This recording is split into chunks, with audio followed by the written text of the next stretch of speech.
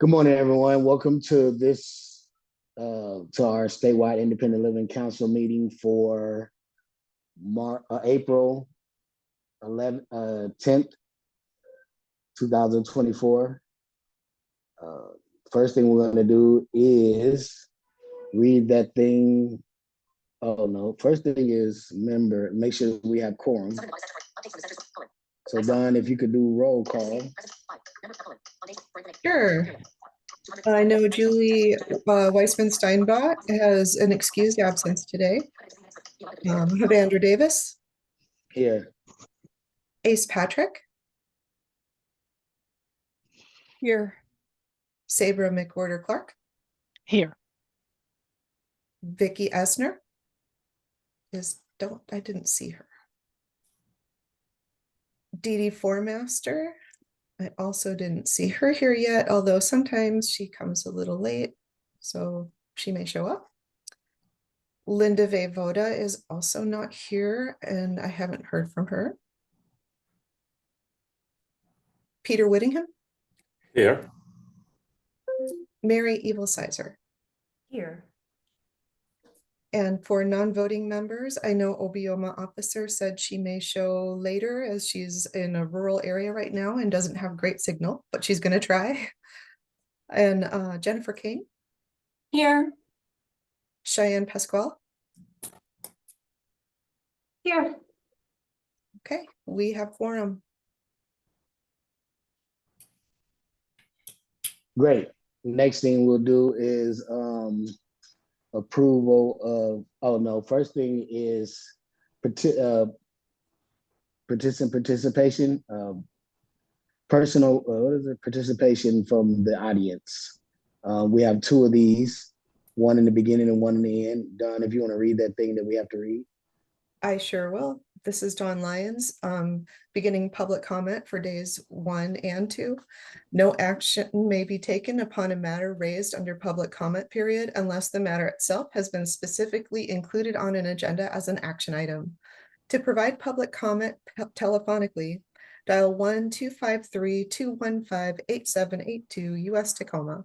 When prompted to provide the meeting ID, enter 929-904-1434 and passcode 707401. Comments will be allowed at the beginning and end of each day and will be limited to 3 minutes per person. Persons making comments will be asked to begin by stating their name for the record and to spell their last name and provide the secretary with written comments. Thank you, Don. At this time, do we have anybody willing that wants to participate in this first? Evander Carolyn Carr has her hand up. Carolyn, how can I help you today? Hello, my name is Carolyn Carr. I am a regional representative with the office of Senator Jackie Rosen, in the Southern Nevada office. My counterpart, Molly Rose Lewis, is also here for this meeting. We just wanted to let you know and make you aware of some of the services that Senator Rosen's office can provide. Those services to constituents include liaisoning to federal agencies, IRS, Social Security Administration, passport issue, Medicare. So if you contact our office or go to the website, we potentially are able to help you with issues of that nature. We are more than willing to come back at a later time and give more detail or discuss more about what our services are. I will put my information into the chat, and I believe that Molly Rose will also put hers into the chat. So feel free to reach out to us, keep us updated with any news of events or potential future meetings. Thank you. Great, thank you. Don will get that information, and I'm sure we'll be calling on you guys to give us some good information. Is there anyone else who would like to speak? This is Ace Patrick for the record. I just want to confirm that as far as I can see, all meeting agenda items were posted to our website. This is Dawn Lyons, Ace. I did verify that everything has been posted in accordance with open meeting law. This is Ace. Thanks, Don. I guess I must have missed you saying that. Sorry. Great. Is there anyone else who would like to take a chance to speak right now?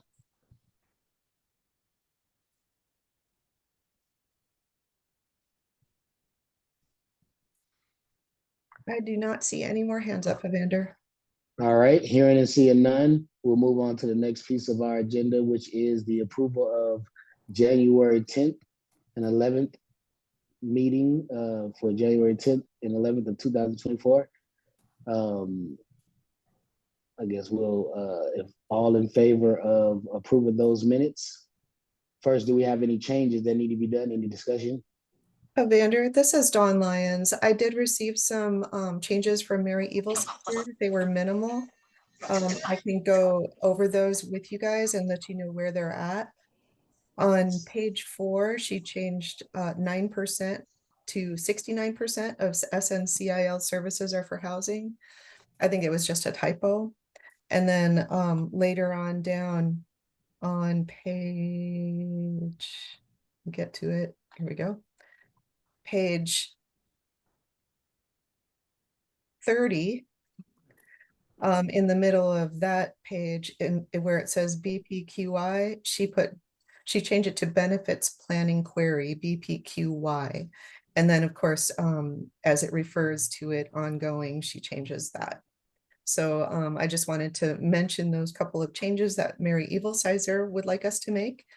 And then one last thing that I noticed was at the beginning, the portion where we introduced Riley Hawkinsmith as our youth outreach specialist.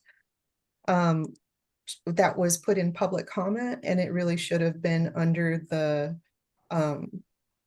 for information section where member introductions and public introductions from individuals interested in council membership and member announcements. It should have been placed under that agenda item, and I'll make sure that gets moved under there. So those were the only changes that I heard about. But I guess we're looking for a motion at this point to approve the minutes with those changes. For the record, this is Mary Evilsizer. I'd like to make a motion to approve the minutes as submitted with the minor changes. This is Ace. I will second that. Great. All in favor? Say Aye. Aye. Aye. All opposed? Hearing none, the motion will be carried. Next is the introduction of anyone who would like to be a part of the statewide Independent Living Council, or any new members that were appointed.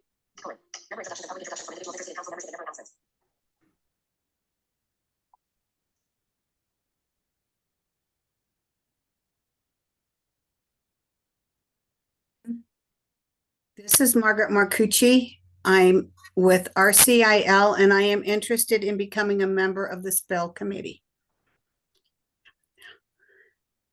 Great, Don, you have that name there. This is Dawn Lyons. Margaret, did you mean the statewide Independent Living Council as a council member? Or did Yeah, you mean... Okay. that's what I thought we discussed about. Yeah, do. you said the spill committee, so we have a separate I'm sorry. group. I wasn't sure which Yes. one you meant.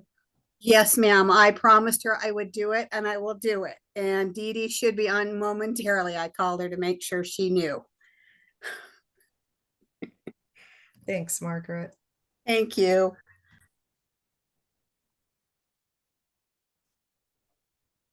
Do we have anyone else or any new members, Don? We don't have, this is Dawn Lyons. We don't have any new members at this point in time. I did hear from someone else that they may be interested. Perhaps they'll show up tomorrow and we can revisit this. All right, thank you.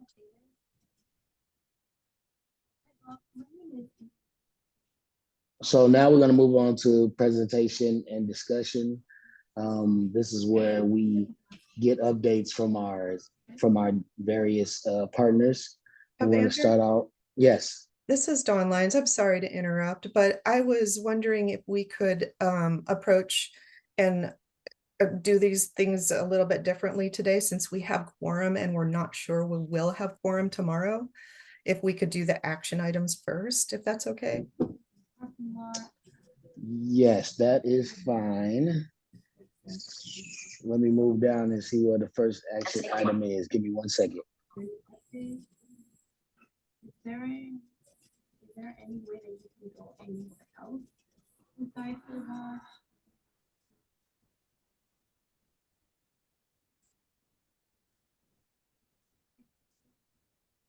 This is Dawn Lyons, just to help out Evander. It's item number 6 on the agenda. Yeah, I just got there. So we're gonna move on to possible discussion and action item number 6. Ooh, can you read that? That's a lot. I sure can. This is Dawn Lyons. Discussion and possible approval of the revised purpose of approved SILC sub-award funds for federal fiscal year 2024 for SNCIL. And Mary, I'll let you go ahead and give us a brief overview of what those changes were. I did include the documents that you asked me to include for meeting materials. Thank you, Don. I appreciate it. Good afternoon, everyone. For the record, I am Mary Sizer. I'm the Executive Director of the Southern Nevada Center for Independent Living, a Part C center. I also serve as the CIL representative for the Part C centers on the council. First of all, I want to thank the council for the opportunity to present both a budget and a goal amendment. To start off with, we had submitted and were awarded a grant. It was a sub-award that was awarded to SNCIL January 2024 for $33,000 by the SILC. At this time, we are requesting an amendment due to a void and gap of housing assistance in Clark County, Nevada, the type of assistance that we're proposing to provide. The original sub-award had 2 goals. Number 1, to provide youth transition or transition youth with scholarships to attend the National Council for Centers for Independent Living with a $20,000 total. The second goal was to provide housing assistance for a total of $10,000. As we've seen what's happening to the housing market, we're at this point seeing a gap and a void with this type of assistance that we propose to provide. So that's why we're asking for the amendment change. So the second goal to provide housing assistance meant that we would screen and identify candidates that would be eligible for the housing assistance. We need to screen and determine if they are eligible. And this type of assistance with the screening usually concludes with assistance for first month's rent, rent deposits, key deposits, home setup costs, personal goods, and stay in place costs for individuals who already have a home. The assistance is provided to individuals who are 1, homeless, number 2, individuals that are at risk of becoming homeless, number 3, individuals who are institutionalized who wish to live in the community, and number 4, individuals who are staying in the community but may need a one-time assistant to stay in place in their current home. The assistance will be provided on a one-time basis for candidates assessed to have the funds to continue in place. We project that we will assist a minimum of 9 individuals with disabilities. This is based on historical costs for a full transition of $3,500 to transition from an institution to permanent housing in the community. We project the outcome on the numbers served will be higher based on previous requests. Some individuals may only need partial assistance. Thank you for your consideration and for the goal and for the budget amendment to use the whole $30,000 amount to provide housing assistance here in Clark County, Nevada. And I am open to questions. But this is Dawn Lyons. I don't see any hands up yet, but I will mention that this had been discussed at the January meeting because there was a slight misunderstanding about what the funds could be used for based on the SILC notice of funding opportunity and how it was interpreted. So the SILC had tentatively agreed to the change in January and just wanted to mention that housing is at the top of our concerns from our consumers, from our data collection, both in person at town halls and through our SILC survey. So I just wanted to throw that out there, and I guess Mary probably needs a motion to approve the change. Dawn, just before we take that vote, question for you, Mary. The initial proposal was for scholarship, and you had requested, I think, $20,000 for that. If that was so important, then, and now we're going to give all the funds to housing, how do you intend to address the original importance of that request? Oh, we've already started approaching the scholarships were for youth in transition to work. And at our center, for example, we just finished doing a nutrition workshop for youth in transition. We did a training workshop for youth in transition for RTC bus training. So what we're doing, instead of doing a scholarship to send them off, we're bringing them into our center, bringing them around us. And then also, I think another project that we're working on to address school to work transition youth is we are part of the department, or the Nevada Department of Education, that just received the DIF grant. And that's the grant that the CILs, or our both part CCILs, are going to be providing content to help teachers to teach children starting in the second grade about their disability, about the independent living philosophy. The training will be for kids. Hello. Oh, sorry. Will be for kids from second grade through high school. And then after age 22, of course, the centers are always there for them. So we are stepping up our services for youth in transition. Thanks, Mary. And by the way, this is member Peter Whittingham for the record. And so it's not a case where you are abandoning that original request, but you are supplementing that the cost for that service with other funding. Is that correct? Yes, yes. We're doing that through our ACL funding that we have currently in existence. Okay. Thanks, Mary. You're welcome. Is there anybody else with any questions, with any more questions for Mary? Then I guess I'm looking for a motion. Muted.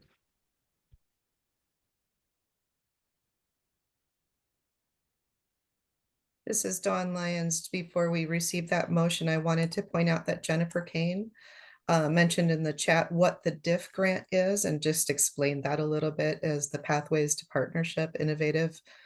I lost my place. Sorry, Innovative Partnerships Nevada Trip Disability Innovation Fund. So I just wanted to mention that. And how to pay Stormy Daniels with Donald Trump and with Michael Cohen. And when you compare him to Michael Cohen, he has way less baggage. All right, I'm still waiting on a motion. The Southern District of New York actually gave Mr. Pecker a non-prosecution agreement, which tells me, A, they believe he had. Can we address that? Oh, go.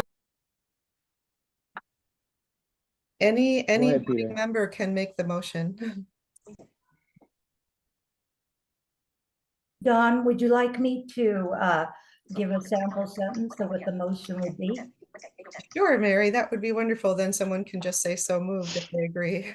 Okay, the motion would be to amend the subaward to SILC to change the goal from scholarships to full housing assistance for Clark County, Nevada.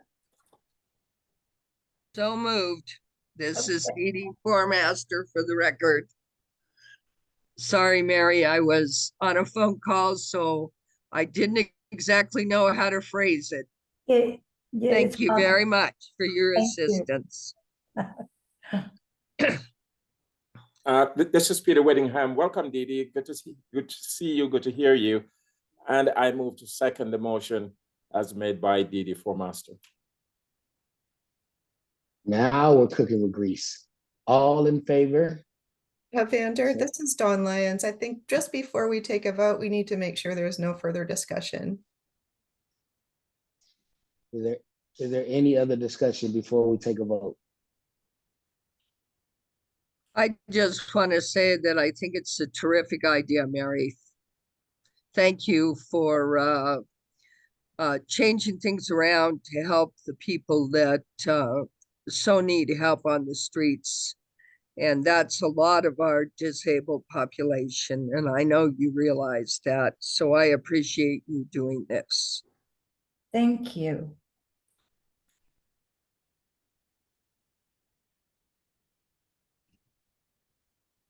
Hey, Anybody else? I do not see any other hands up. All in favor, please say aye. Aye. Aye. Thank you. Anyone who's opposed, please say nay. Hearing and seeing none, motion is carried. Thank you, Mary. This is Dawn Lyons. Vander, if we could just come back to number 7 and go right to number 8, that would be wonderful. Yeah, I was just gonna say, we're gonna save number 7 to the end because we're sure there's gonna be a lot of discussion on that one. So we're gonna move to number 8. If you will read that one out, Dawn. Sure thing. This is Dawn Lyons. Number 8, for possible action anticipated for day 2, but we're doing it on day 1. Discussion and possible approval of the NV SILC Policy and Procedures Manual 13th edition. I don't know if anyone needs me to pull that material up and display it, but there were some minor changes where I was just cleaning up our policies to include staff with members to abide by by our code of ethics, as it wasn't specified in there. And then I also changed some of the language around regarding the executive team and how that works with our policies. I hope everyone had a chance to review that. Is there anyone who needs me to specify that specifically or read it before we have a motion to approve those new policies and procedures manual? I don't mean to bug you, Dawn, but if you could read that, it would help me. Because, you know, I do better processing things when I hear them. No problem. Let me just pull it up for myself here. And the changes don't start until page 6. It's under disputes or conflict of interest. It says regarding any potential conflict of interest, all council members shall abstain from conduct that would be deemed as a conflict of interest as outlined in the Nevada SILC bylaws, as well as any consequences arising from occurrences. I changed that language of that sentence to say all council members and staff shall abstain from conduct that would be deemed as a conflict of interest as outlined in the Nevada SILC bylaws, as well as any consequences arising from occurrences.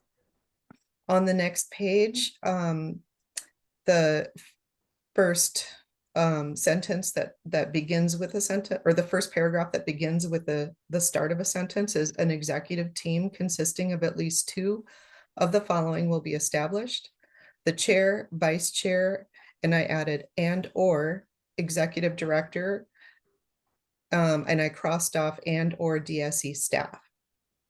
This executive team will have the authority to act on behalf of the SILC in administrative matters. And then I added a sentence: in the event the executive team is not available, an officer shall stand in for them. If an officer is not available, a regular SILC member will then be considered.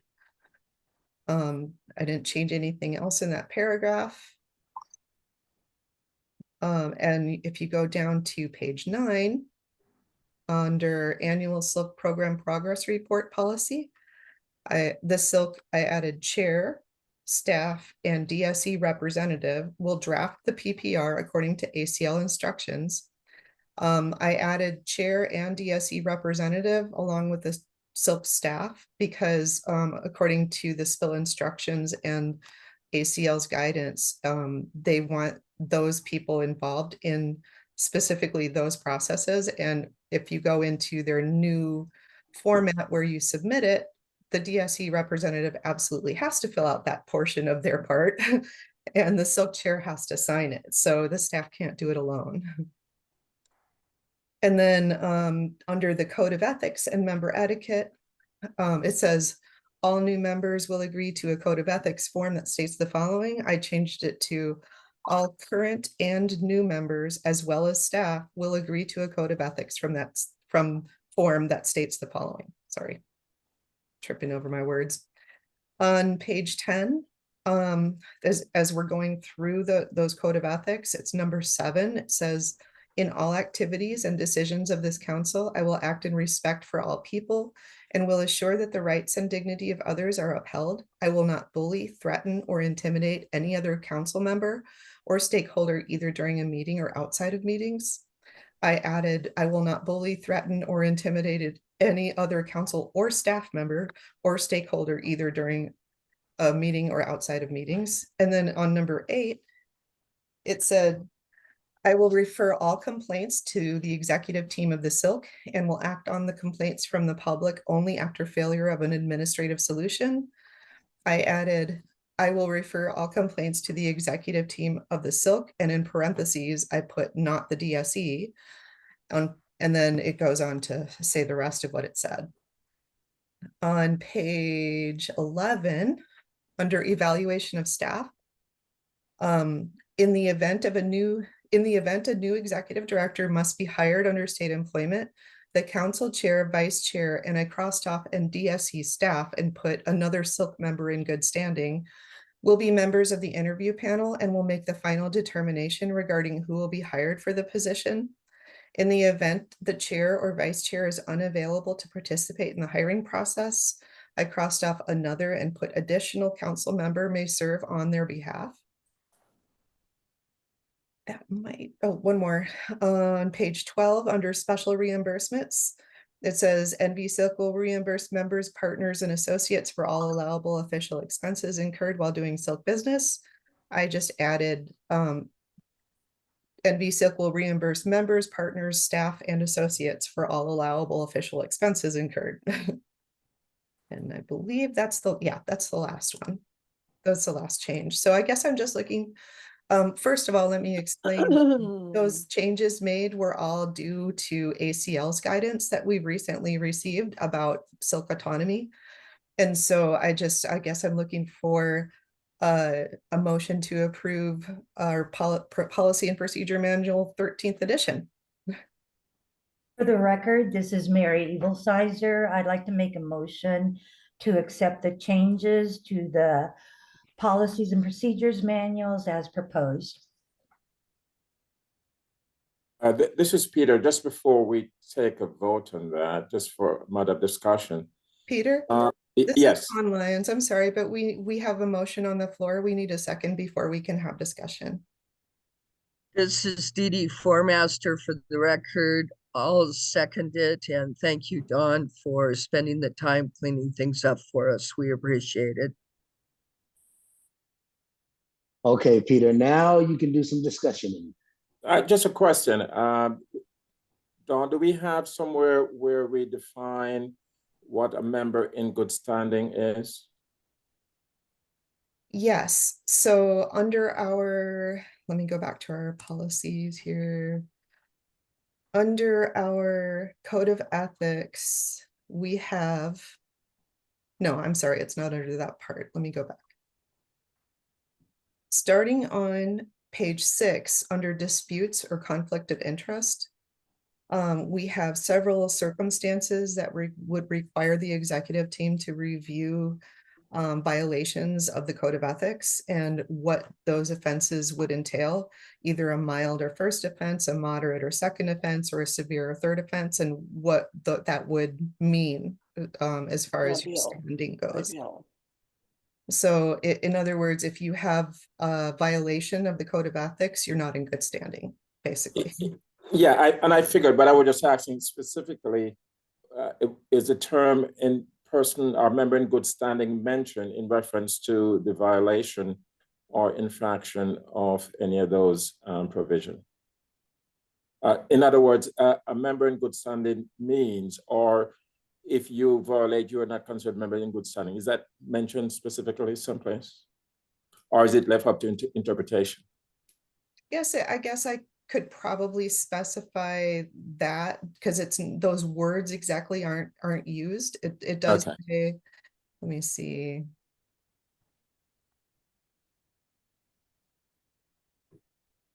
It does say that if it's a first or mild offense, that the documentation will be held for a period of 1 year. It doesn't say that that deems them to be not in good standing, but I could figure out how to add that in there somewhere and then include that in the 13th edition if that's what you'd like to see. Yeah, I'm thinking maybe something similar to any member who contravenes any of the provision will be determined or deemed to be a member not in good standing. Something like that. It is very clear and unequivocal in defining a member who is not a member who is in good standing. That's a very good point, Peter. This is Dawn Lyons. Does anybody have any specific thoughts about what should constitute a member that's not in good standing? Should it be any member with any violation of the code of ethics, or should it be more than a mild offense? Just to add to that, I'm suggesting that if we indicate that any member who contravenes any of the provisions of the ethical standard and a part thereof shall be determined to be a member not in good standing. Okay. So I guess we'll need a revision to the motion if others agree with that, to include the additional statement of what it means to be a member that is not in good standing. Dawn, this is Ace. Sorry, I must be having some problems with my connection. And so what Peter said was a bit garbled. Could you repeat again, as simply as possible, Dawn, what we were modifying it to? Sure. Yeah, sure, Ace. This is Dawn Lyons. I think, and correct me if I'm wrong, Peter, but I believe what I heard Peter say was that the definition of a member that's not in good standing is anyone who violates any of the code of ethics. That's correct. Got it. This is so are you looking for a motion then to include that? Hi, this is Robin at Nevada PEP. How are you? Good. Robin, did you have Good. something to add? I know. I thought I'd try you one more time. So Robin? how is your day going? That's okay. I think I just muted Robin. Go ahead, Ace. Sorry. So this is Ace again. So you are okay. So we're looking for a motion to, oh my gosh, I just lost my train of thought. Sorry. I'll say it again. How's that, Ace? Please do. I'm looking for a motion to revise the Policies and Procedures Manual 13th edition to include a statement regarding what it means to be a member not in good standing. Okay, this is so moved. That's a mouthful. Thank you.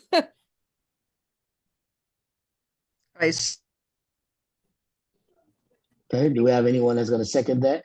I think Dee Dee Formaster just seconded, but then she muted herself too quickly. This is Dee Dee Formaster for the record. I second that. Any more discussions?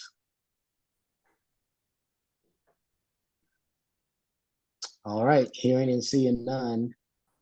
All in favor of those proposed changes, please say aye. Aye. Aye. Aye. Aye. Great. And all opposed, please say nay. Hearing none, motion's carried.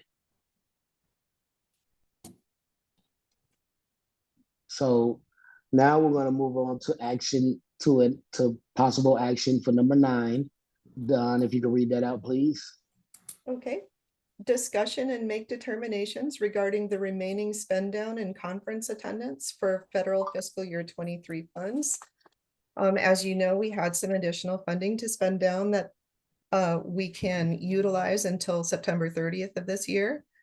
I have attended a few conferences, and I know that there's a couple of you that have as well. So SILC Congress, and we've done a pretty good job of spending down those funds, and you know that's in our budget. As I attach the material, so you can see for federal fiscal year 23 what remains. There's upcoming conferences that can be paid from federal fiscal year 23 still, which are the Nickel Conference in DC in July. And I included a material showing the specific dates and places, locations of these in case, if they're already posted, that is, so that you would have a chance to look at your calendars ahead of time to see if you could attend any of these. And then there's the Employment First Disability Employment Fairs where we need self-representation at. I will be probably helping to facilitate these. So I don't think I'll be able to sit at a vendor table for the SILC, but it would be great to have some SILC members or representatives to sit at a table and offer SILC information and materials at those. And those are planned for, and we're still determining locations for those on Tuesday and Thursday of June 25th and 27th, one in Reno, one in Las Vegas. We're not sure which is going to be which yet. Before we move on to the upcoming ones, is there anyone? I know I put out an email about Nickel and I didn't get any responses, but we have kind of a lot to spend down. So I'm trying to figure out if we can't all attend, what maybe we could do to agree to promote or sponsor the Nickel Conference in regards to any additional funds that we have left over that we know we're not going to spend on conference attendance. This is what we agreed we would spend it on. So if we can't spend all of it down, are we interested in sponsoring Nickel?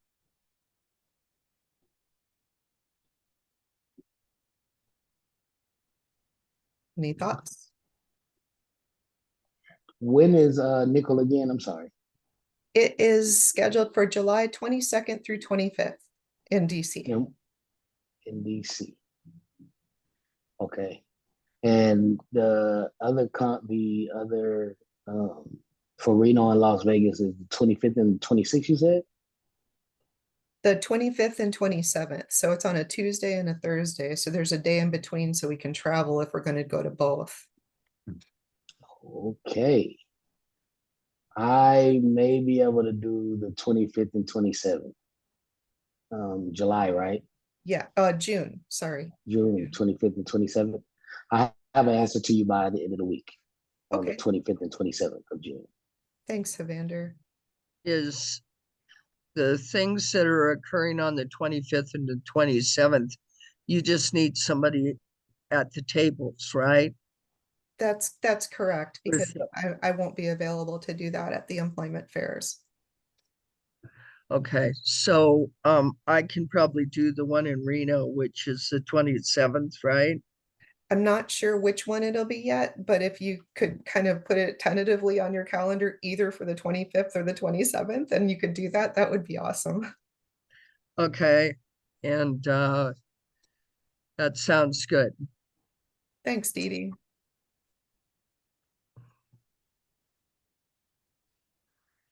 Anyone else want to go to nickel or any other conference before September? Don, I'd really like to take a look at the conferences that are coming up. And I guess I wouldn't mind going to nickel because we do need some kind of representation from the Nevada group. I think it's important that someone goes. So I could probably swing that. I'll have to look at my schedule for sure. Okay, Dee Dee, you can get together with me. I do plan on attending Nicola as well. So either way, right now, and then of course we have April conference coming up that always occurs in October. And the reason why we can't use federal fiscal year 23 funds to pay for it is because it's after October 1st, but registration can happen prior to that. So if anyone is interested in going to that, we can at least put the registration cost towards federal fiscal year 23 conference funds. This is Dee Dee Formaster for the record. I always want to go to April. And Dee Dee, and I'm hoping that we'll have youth outreach specialists by then that can also attend the April conference. Because I think the April conference is major for the rural areas. And the youth. And the youth, definitely. So yes, which reminds me, can you send me that job application again? I have a couple of people who might like to apply. This is Dawn Lyons. Of course, I will send it again. I also will like to mention it's on our website under the Join the Youth Action Council tab. So feel free to look for it there too if you're wondering. Mary, you have something? I do, Dawn. For the employment fair in Las Vegas in June, I'm pretty sure if invited, SNCIL will have a booth. And if you don't have a representation for the SILC materials, we could have the SILC and the SNCIL materials at the same booth. So just an offer to think about.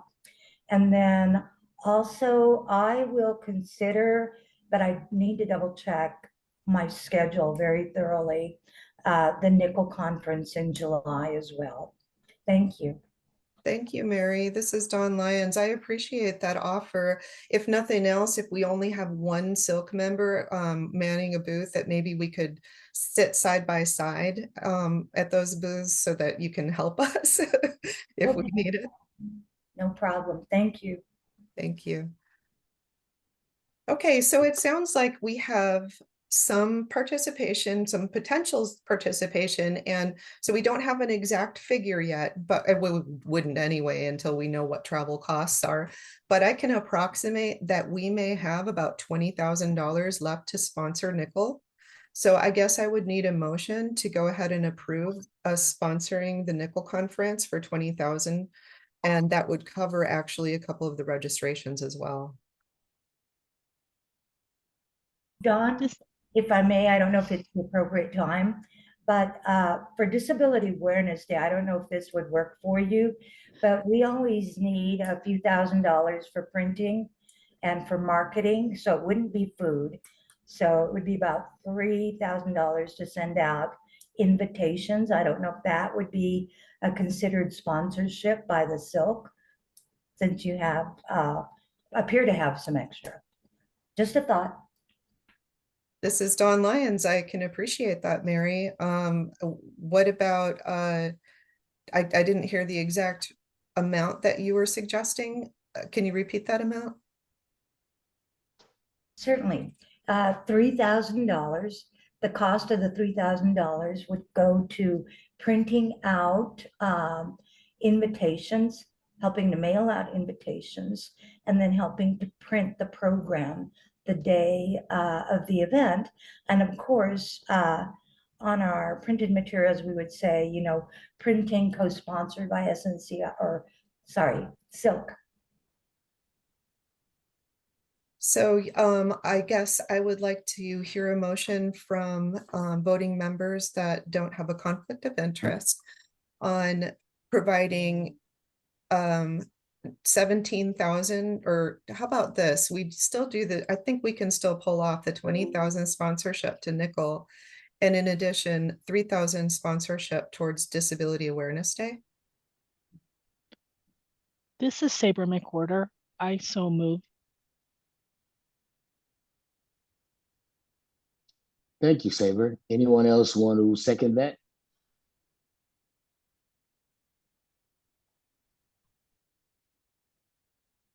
This is Ace. I'll move.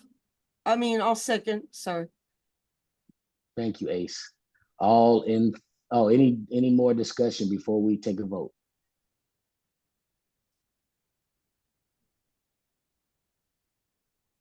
All right, hearing and seeing none. Well, I didn't see none anyway, but hearing none, I will entertain a vote of ayes right now. Aye.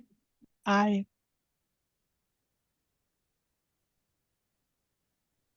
Aye.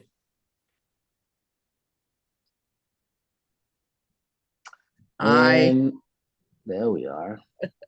sorry. That's okay. Too many I'll give phone it people. calls coming in and my staff is out sick. And anybody that is opposed, I can take those nays now.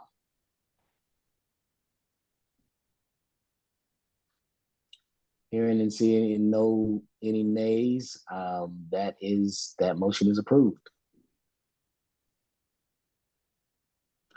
All right, Don, we're gonna move on to, what are we on, 9 now or 10? This is Dawn Lyons, for the record. It's number 10. It's discussion and approval of the federal fiscal year 24 budget, objectives and attendees at future conferences, which we've already kind of merged that last portion of this agenda item with the last agenda item.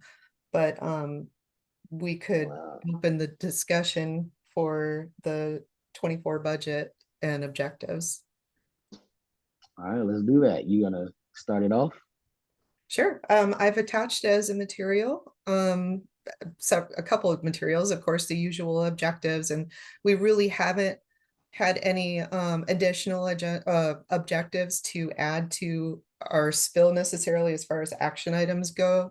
And we've covered all of them, I believe. So we're not really at a place where we need to do anything other than evaluate our progress on ongoing activities of the objectives. So if anyone has any comments about those or thinks that we're not on track for some reason, please speak up. Let us know what you think.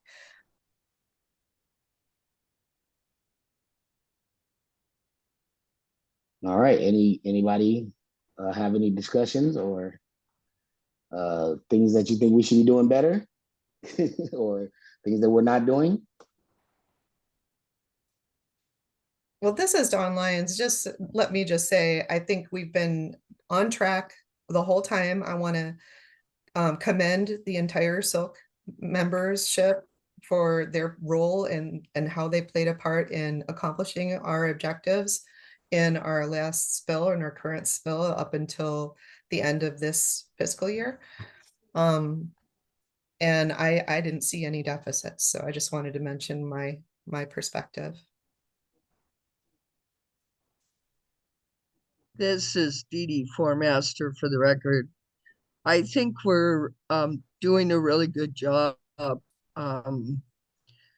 I did want to mention that there's some resource fairs coming up.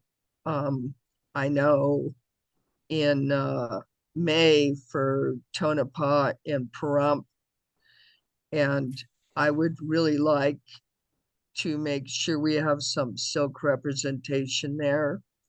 So I just wanted to bring that up because it's important to be still reaching out to the rural areas. Thank you.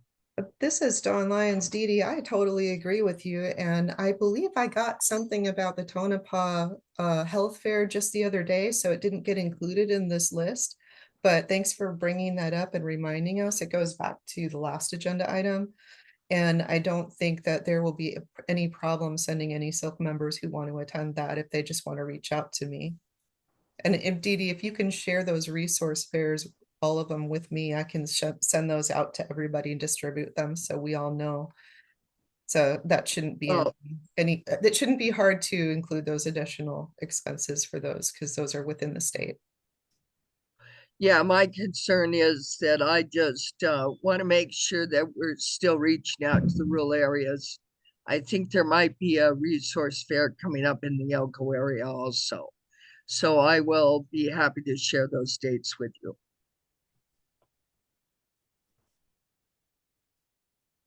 Thanks. So this is Wow. Dawn Lyons. Unless we have any specific changes that we'd like to see or any things we'd like to address that aren't necessarily decided upon, I don't think we need any motions or any votes on this item. I just wanted to make sure we had the opportunity to discuss anything that needed to be done or if anybody saw anything that needed to be addressed.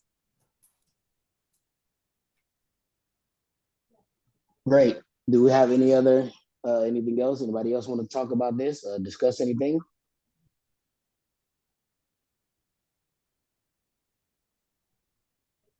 All right. Let's move on to item 11. Okay, Don? so this is Dawn Lyons for the record. I actually wanted to suggest, and I had it written down and I don't know where I put it, but I have a feeling based on some conversations in recent days that we're going to need further work and discussion on our draft for our state plan for independent living for fiscal years 25 through 27. And I would like to propose that we include a date for another SILC meeting, an additional SILC meeting, especially for that and possibly a couple other items that we might have at that time. On towards the beginning of June. Let me look at my calendar because I know I had a date in mind. I think it was either June 12th or June 13th. That's a Wednesday or Thursday. It would be like we typically would have a SILC meeting, but just earlier than July. And we would still have the July meeting for our annual meeting, but I wanted to propose that we hold a special SILC meeting on one of those days.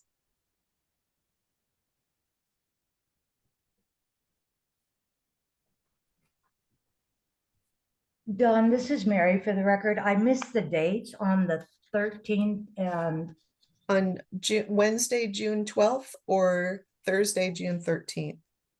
okay. Would it be a 2-day meeting or a 1-day meeting? I don't think we'll need 2 days if it's mostly just to approve a draft spill to submit to ACL. All right, that sounds good. Thank you. And those dates won't conflict with the employment fair. Correct. Okay. That would be 2 weeks after that. All right, thank you. This is Dawn, did you say at the same time? 1 p.m.? Yes, if one of those days, if there's a preference, you guys, I'm giving you time now to look at your calendars and see if that's something that you can work into them. Again, it's Wednesday, June 12th or Thursday, June 13th. And if you could tell me which day works better for you guys at 1 p.m. This is Wednesday, the 12th would work better for me.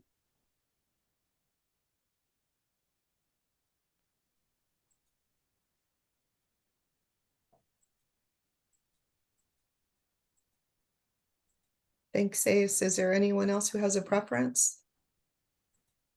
Wednesday, the 12th probably work better for me too. For the record, Mary Sizer, just check my calendar. That works as well, June 12th. Fantastic. Is there anyone, especially voting members, but also other members, because you contribute a lot of great information? Is there anyone who can't make it on Wednesday, June 12th at 1 p.m.? Hi, this is Saber McWhorter Clark. I have something all of that afternoon, but I can try to move it, but I just don't know if I could. Okay, so you, Sabra, you're saying you can't make it on the 12th likely, but you'll do your best to try and rearrange Yeah. your schedule? Yes, I will. I will try. Absolutely. Okay, I appreciate that. Thank I'll you. let you know. Okay.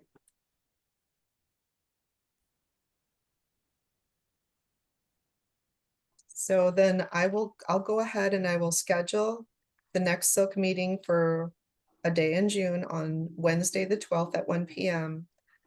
I just want to make sure we would have quorum before I went and scheduled that. So I appreciate all you guys giving me your information on that. And I will reach out to the voting members who are absent today to make sure that we will have quorum. So that, because that's an important thing.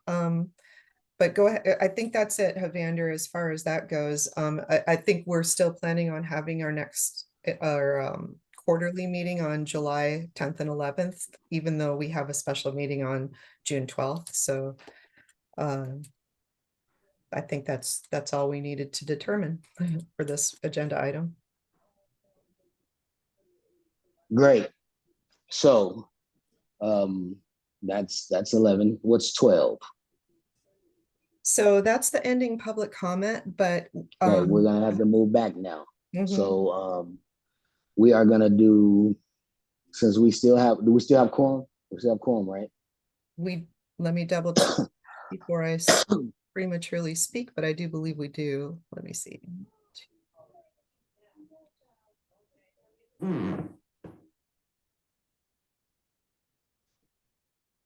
We do, yes. All right, let's move back to number 7 then.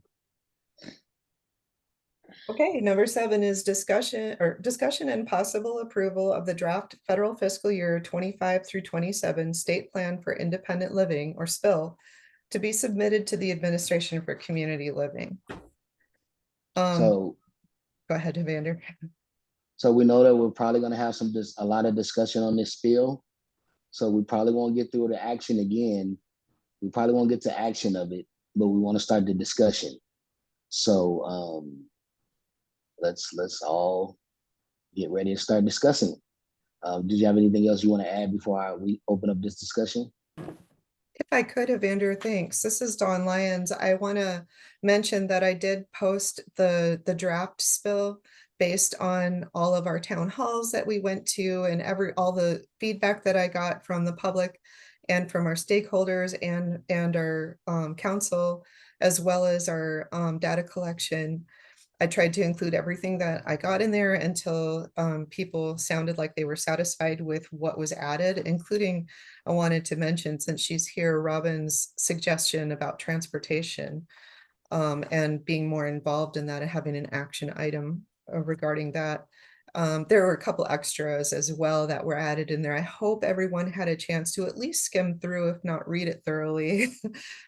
It does include RCIL as a Part B center.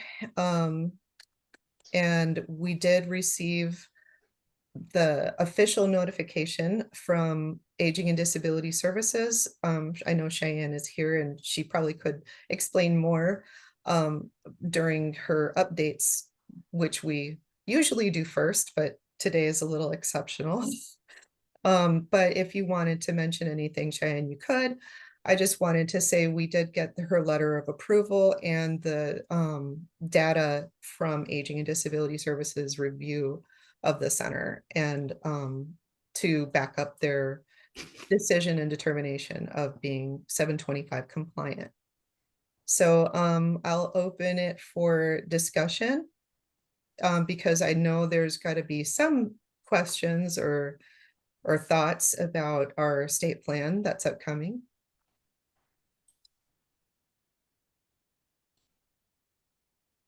All right, now that it's up for discussion, who would like to go first? Okay.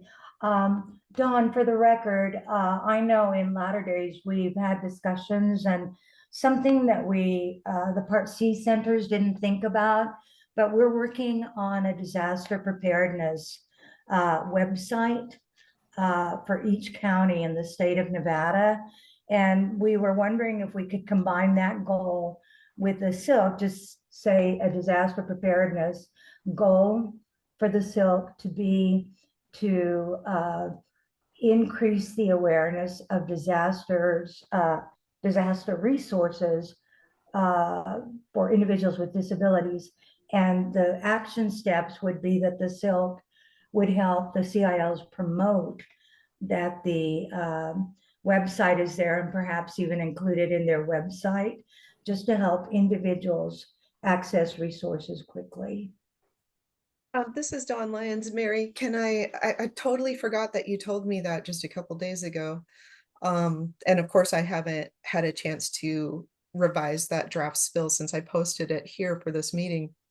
But would it be appropriate then to just include in some of the narrative, rather than including it as an action step, that's what we intend to do as an IL network?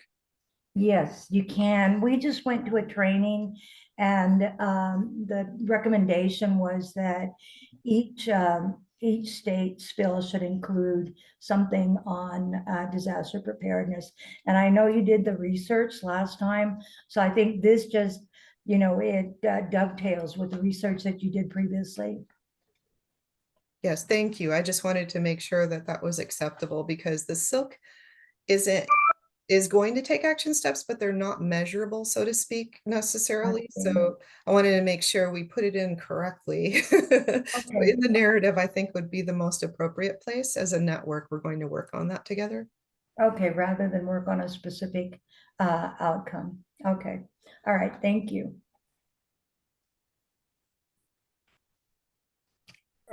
Mary, this is Peter Whittingham. A question for you. Do you have a draft of the disaster preparedness plan? At our center? Yes. And part of the project that we're doing, Peter, is we're doing videos on helping individuals with different disabilities to talk about how what's their go back.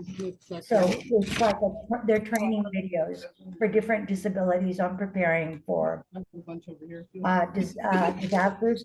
But we've invited the DD Council because we want to partner with them because they've done so much good work in that. But yes, we have a disaster preparedness plan. The thought was if we could include that as part of the discussion on the single subject meeting in June, and if there's a need to incorporate some of that in the change as well. So this is Dawn Lyons. Peter, I think we can easily have that discussion here so that we have a clean, prepared draft to approve and be as ready as possible to approve that, because it's due at the end of June. So we won't get another chance to go back and revise it necessarily and get it in on time if we have more discussions later rather than now. So now is the perfect time. So I'm not having seen the disaster preparedness plan. From my experience, Mary, one of the things that sometimes is often left out is some kind of a data of persons with chronic disability in the area, so that fire departments can have an idea of people who may be immobile in the event of a disaster, to make sure that they're given the proper attention. And so first responders would have a list of persons with immobility, disability, or otherwise age or infirmed with some disability, that they can make give those people special attention in the case of an emergency. My question is does your plan include such a request, a proposal, and information data for the fire department or first responders? That's a good question, Peter, and yes, it does.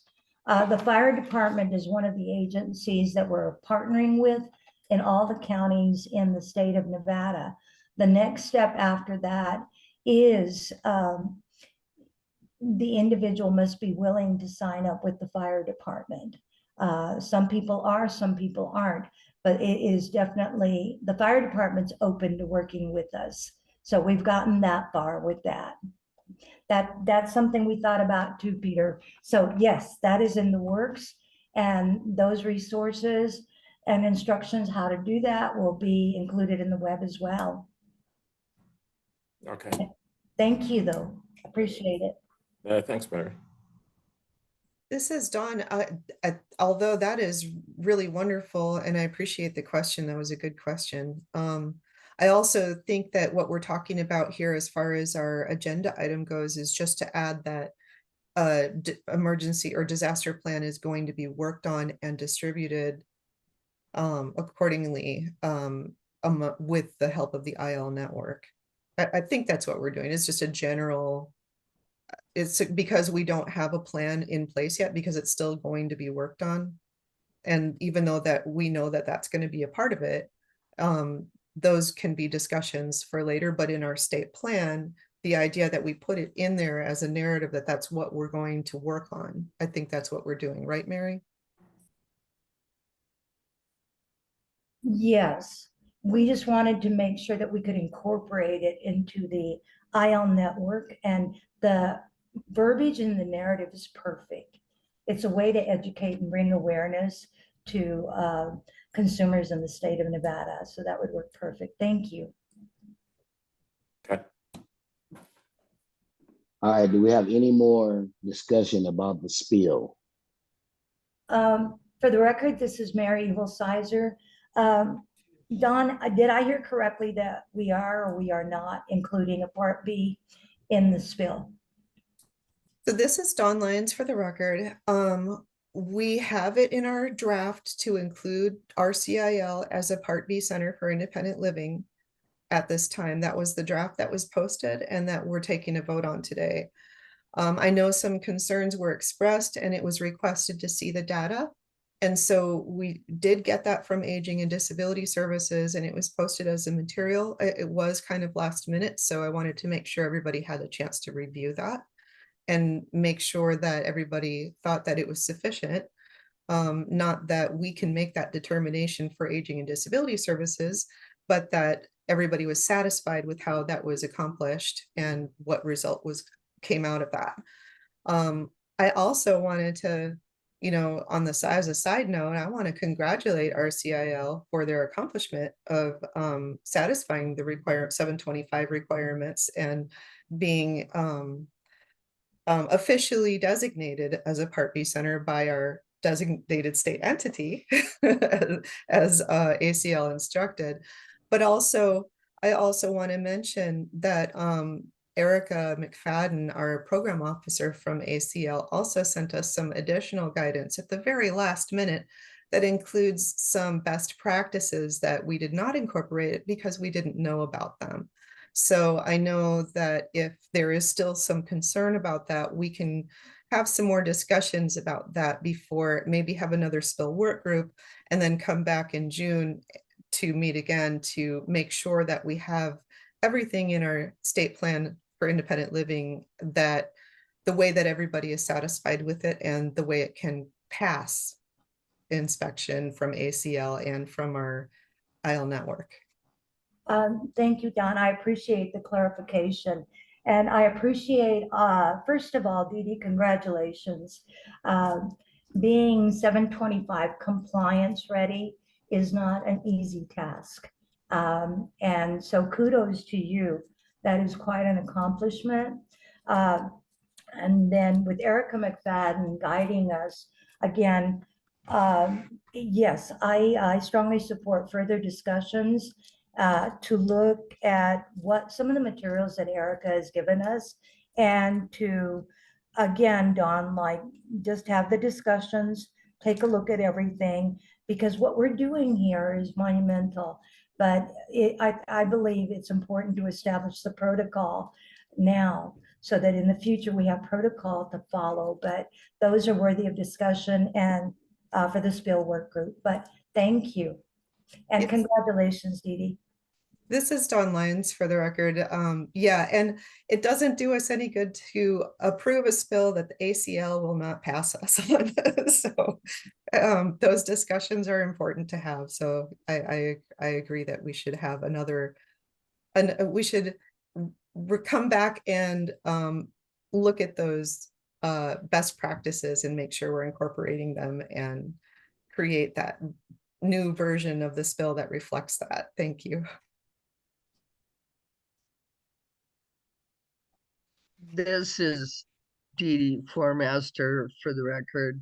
I just do want to remind everyone that I've been doing this for 25 years.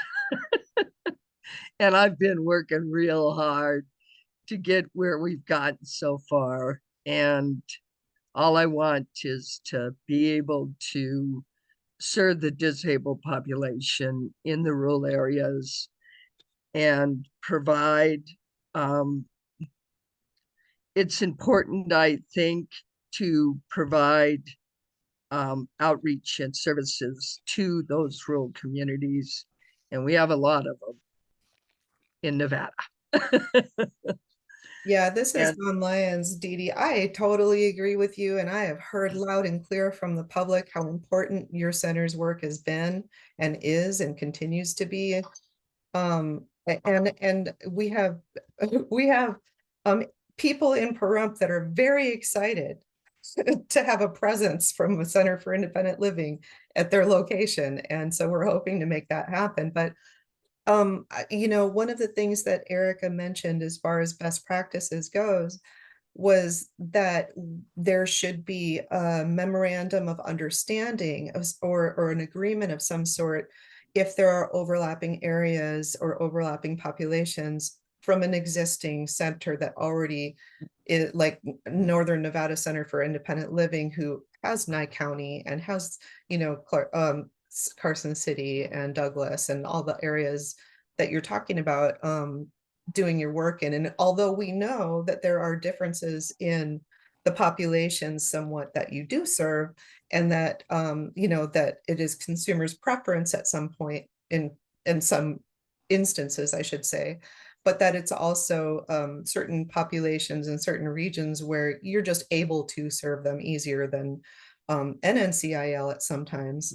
That, you know, we're hoping that we can come to some kind of a memorandum of understanding in order to create this bill and get you included and make sure that everything is done the way ACL expects us to do it. So that was one of the things that she had mentioned in her best practices, and that I think ACL is expecting from us. So hopefully everybody is going to work together to accomplish that, because we know our consumers want that. For the record, this is Mary Evilsizer. Erica is guiding us well, and there were some other items that we're going to be looking at. But Dee Dee, this is no reflection on what you do. We know you're working hard. So with that, we'll move forward with the discussions, and congratulations again.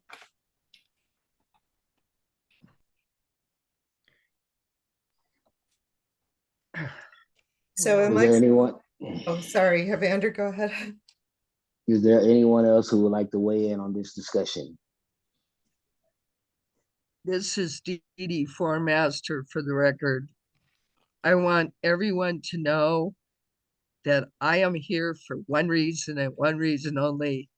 That's to work with everyone that can possibly help with services to the disabled population. And I embrace any kind of relationship that we could possibly have with all of the centers, because it is just so vitally important that we all work together and we all are there for the disabled population. That's why we're here. And that's what's the most important thing for me. I mean, I volunteered for 20 years with no pay. That's how devoted and dedicated I am to that idea. And I am thrilled with having support from the other CILs because it's lonely out here. So I embrace anything that I could possibly get in the way of support from the other centers. And I want them to know that I am deeply, devoted to the cause. This is Dawn Lyons for the record. One other thing I absolutely would like to clarify for the SILC that we did get from our guidance from Kimball Gray a long time ago, and it was also reiterated from Erica McFadden recently, is that even if we include RCIL as a Part B center in our spill, they would not be eligible to apply for Part C funding until we determine how or why, and we have a formula and a definite procedure for creating a new center in the state of Nevada. And so that would be a whole separate process that would have to be done. So it's not necessarily a threat to Part C funding to include a Part B center, but we do have to do our due diligence, and we all want to be working together collaboratively as ACL has expressed. So I appreciate, Dee Dee, that you're willing to collaborate and compromise and do whatever it takes to get our consumers served the way that we would like to see them served. So thank you. For the record, this is Mary Sizer.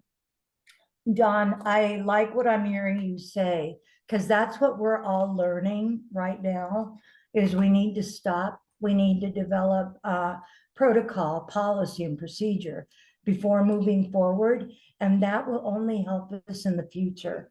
That is for the betterment of SILCs to come in the future. So I appreciate that we're all learning and growing together. Elko Nonprofit Fair is May 9th.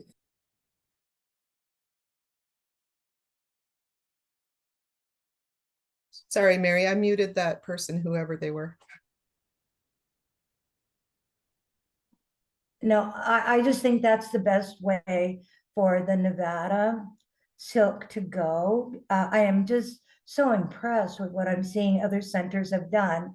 And it's not rocket science, it's just sitting down and visualizing where do we see the future and how do we see us getting to the future and what protocols can we establish. So thank you.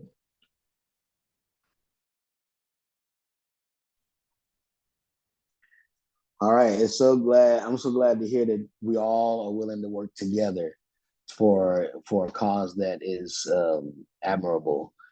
We all have to be one to be able to help persons with disabilities. We can't be out there fighting each other and trying to figure out how things go. We need to get together, work together, and so that our state will be better than other states, or at least we can catch up with other states. So I'm very happy to hear that we're all willing to work together, get this spill correct, and move forward. So that's really great to hear. Is there anyone else who has anything they want to discuss about the spill? I know that a lot of these discussions will go on inside the spill meeting, the spill workshop, work group. But as we're here today, is there anyone else who would like to weigh in on our spill? Anything that they think needs to go in it? Anything that they think shouldn't go in it? Is there anybody that has any comment right at this moment?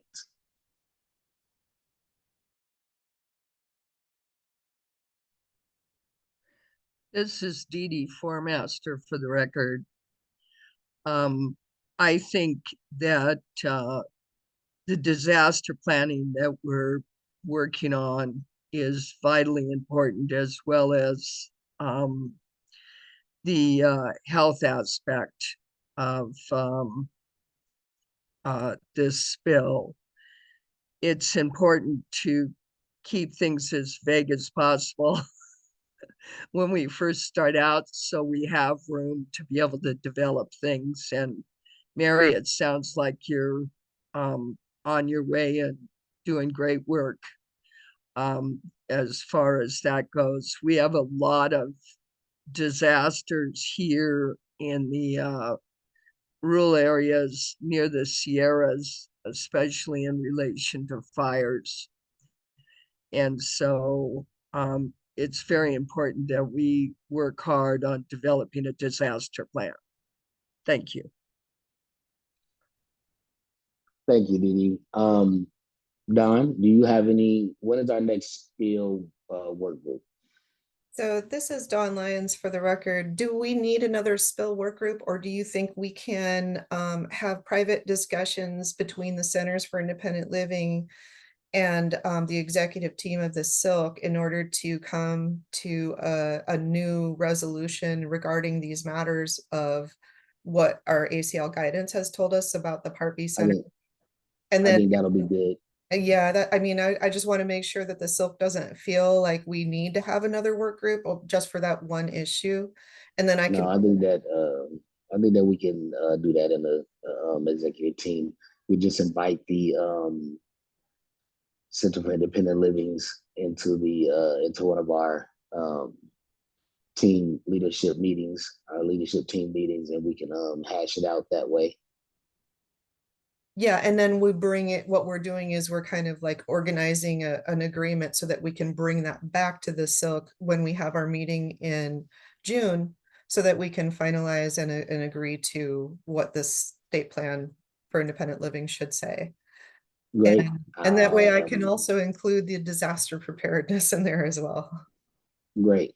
Sounds great. Dawn, So this is Margaret Marcucci. So you guys know, we are in the middle of Alzheimer's Association, dementia friendly. You guys got to remember, those guys are disabled. We need to teach our police officers, fire department, EMS, how to respond to those guys. So we're in the process of getting everyone in Elko, all the outlining volunteers, everybody trained. And that, because you want a disaster plan, you need it. So okay, so this is Dawn Lyons, since you addressed me, Margaret. Evander, I hope that's okay that she spoke up about that. I do agree it's an important topic, and it does sound like maybe our whole council needs to have further discussion once we start doing the planning for emergency preparedness and organizing that with the Centers for Independent Living, and how we're, of course, if the SILC is going to be promoting that, then we'll also need to be a part of those discussions and include our feedback as well. So that would be a great time for that that issue to be brought up, and hopefully the centers, they, in inviting the SILC to join them in that effort, and me putting that in our spell, that we will have some say in what happens in that regard as well, like the training aspect, because I know we've talked about that in the past. So And I know people don't think about that. And that's where our RCIL and Alzheimer's and dementia friendly, that's where we're going with right now. So not to rush this along, but we're going to need to take a break in a couple minutes here. Is it okay if I ask for a motion to go ahead and update the draft spill, and so that the SILC can come back and meet again in June, on June 12th at 1 p.m. to revisit and approve the state plan for submission to ACL? Dawn, this is Mary. Sorry, I was reading something, excuse me. Can you repeat that? Sure. So I was asking Evander if it's okay if I ask for a motion at this point. So a motion to go ahead and postpone the approval of this draft spill until June 12th, so that we can include these items that we're talking about, and we can get better a better handle on ACL's guidance as far as the Part B center being included. Yes, Don, that is fine. Let's go ahead and get the verbiage out there and see if we can get a motion.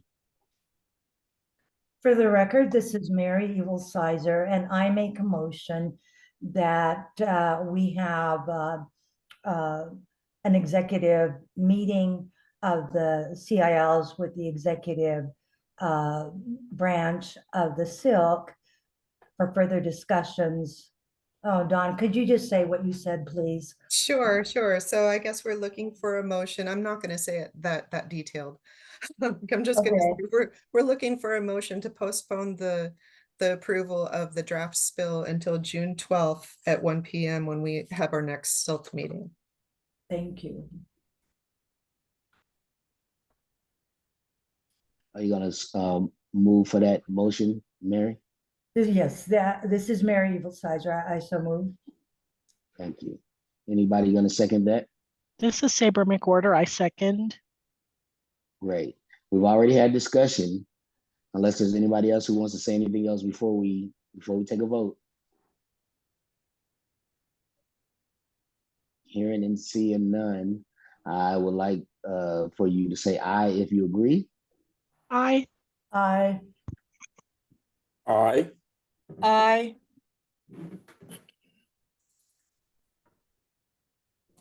I with my mouth full. Yeah. I was waiting on that last aye. And anybody who is opposed, you can say nay at this moment.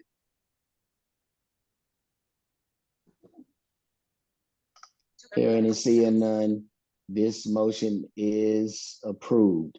Now it is 2:30, almost 2:31. We'll see everybody back here at 2:45, 2:46. Okay, I will pause the recording. Well, I guess that's a yes. Uh-oh, we just lost Cheyenne. Oh, sorry, Evander. I didn't mean to jump the gun on that recording button, but you were right. It's time and we can get started. And just so you know, Cheyenne actually had to jump off to another meeting. She let me know. Okay, so we'll save her for tomorrow then? Yeah, she said if she's not able to come tomorrow, then she will make sure someone from ADSD is there to give us their update. Okay. So we're back. Hi everyone. We're back. We're gonna go back to the agenda item 5. Where we get the updates on our different partners and agencies and things like that. So we're gonna start off with the Center for Independent Living, Southern Nevada Center for Independent Living. Mary, are you here? Yes, I'm here. If you would like to give us your update, please. Of course, please. Thank you. For the record, I am Mary Evil Sizer. I am the Executive Director for the Southern Nevada Center for Independent Living that provides services in Clark County. We're a Part C center, and I'm also the SILC member that's the representative for the Part C centers on the SILC. Okay, with that being said, we had a really banner quarter.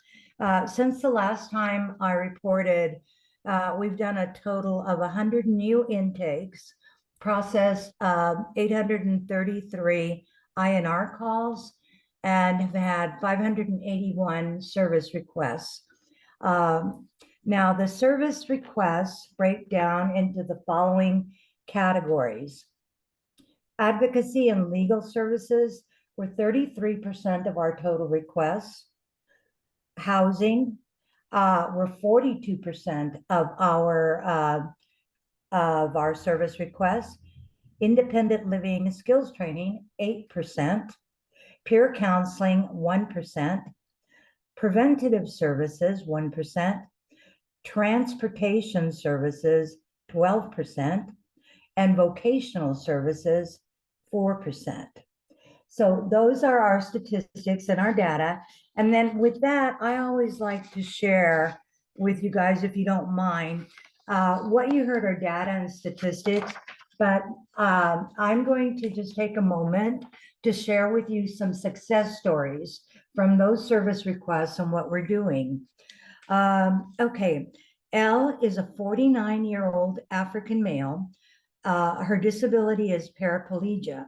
She's a wheelchair user. She was referred to SNCIL as a self-referral, and she has been receiving services through SNCIL for many years. However, due to the aging process, she's asking for services again. She's transitioning into seniorhood.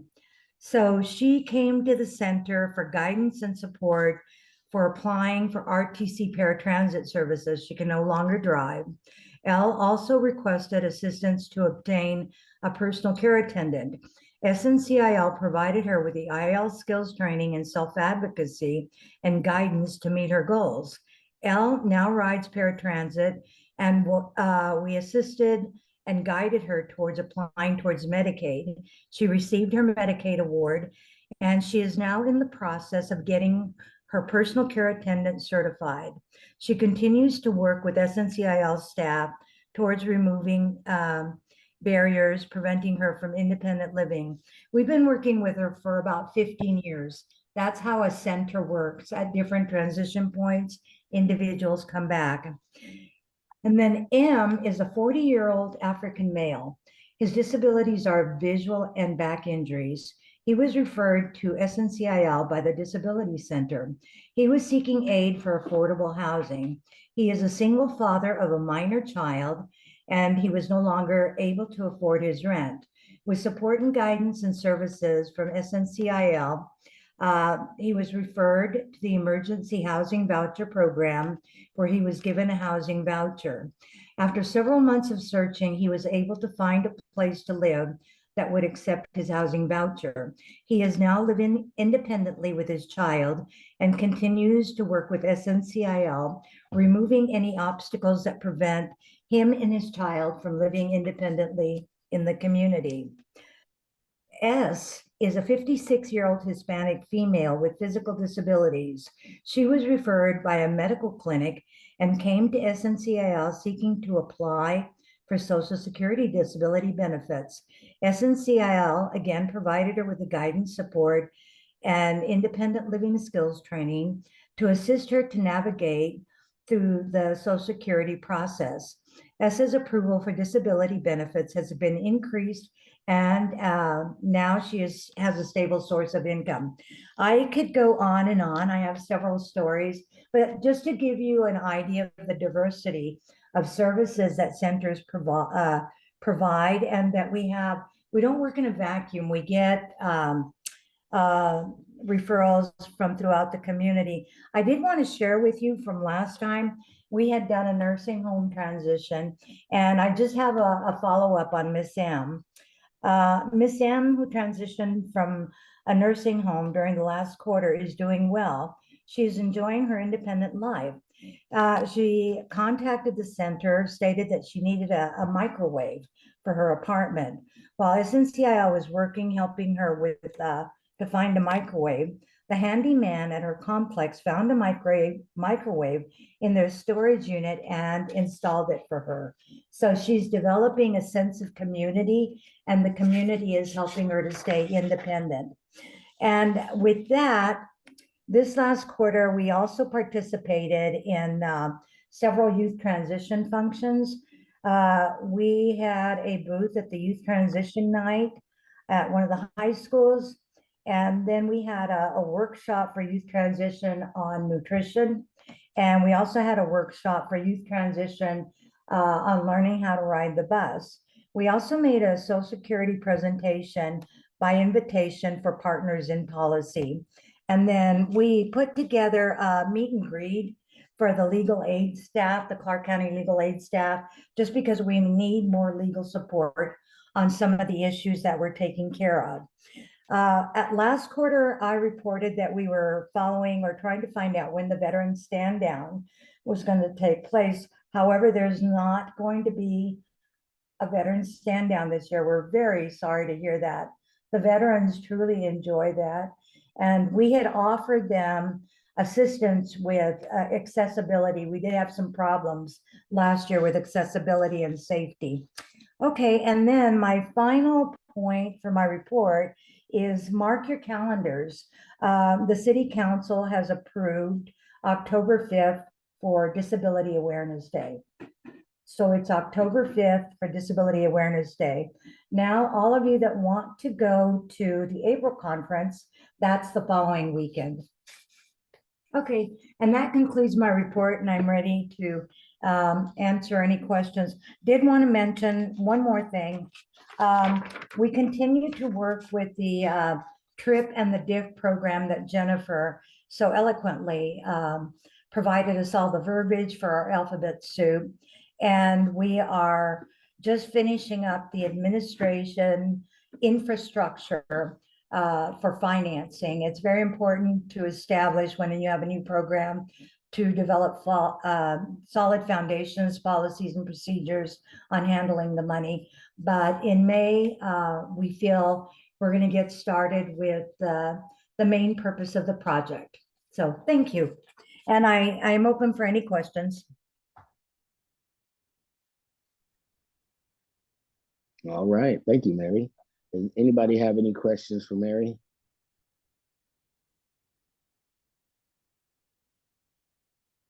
Well, she was very informative.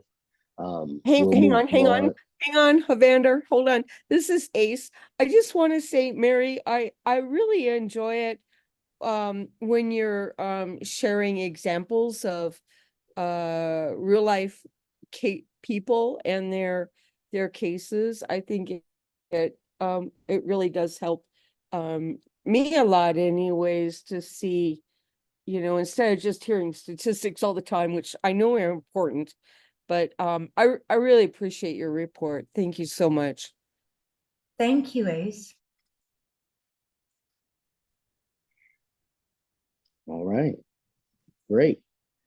Anybody else? Okay, so we're gonna move on to the Northern Nevada Center for Independent Living. Is there anyone here to report?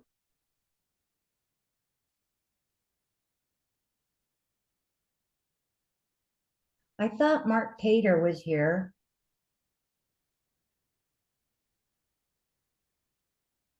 This is Don Lyons. I do see him as in the list of participants. I also thought I heard Lisa's voice behind someone else's name, but I couldn't be certain that was her.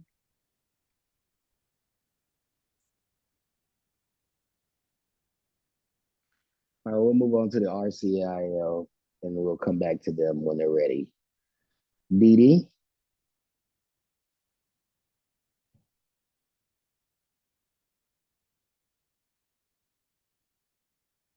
Dee Dee, you're muted, just so you know. Thank you, Don. That's very helpful. This is Dee Dee Formaster for the record. I'm the director of the Rules Center for Independent Living. And I want you to know that we have been very busy, and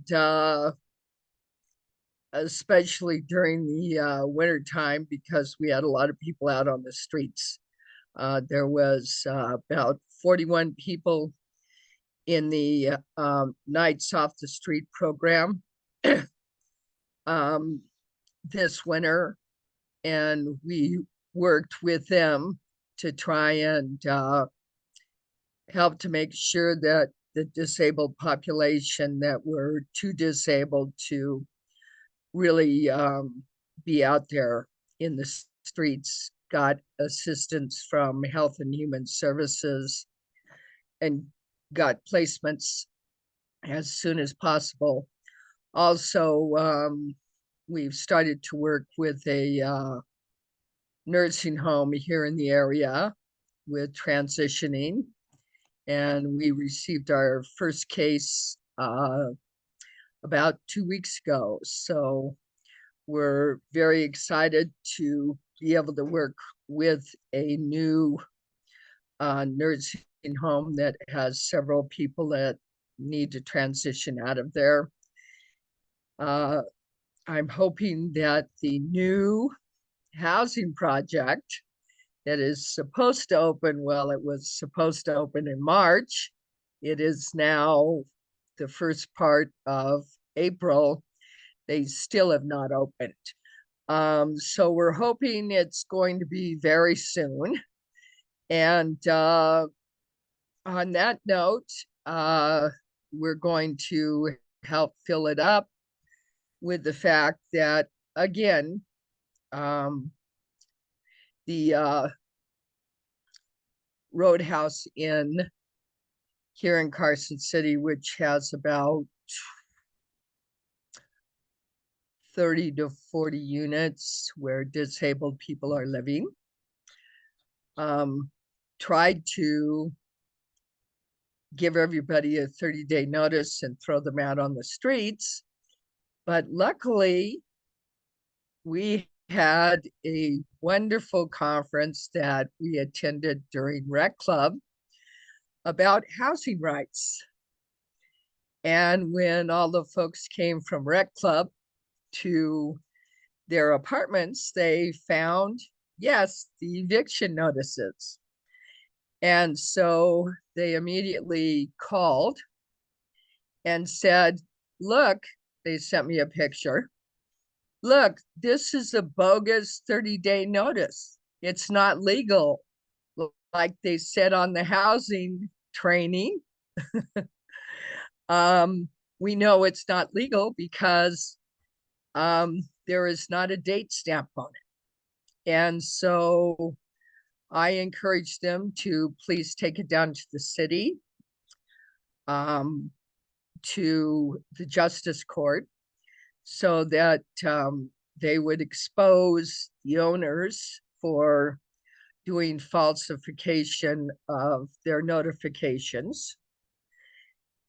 And the Justice Court was extremely interested in the fact that they were giving bogus 30-day notices.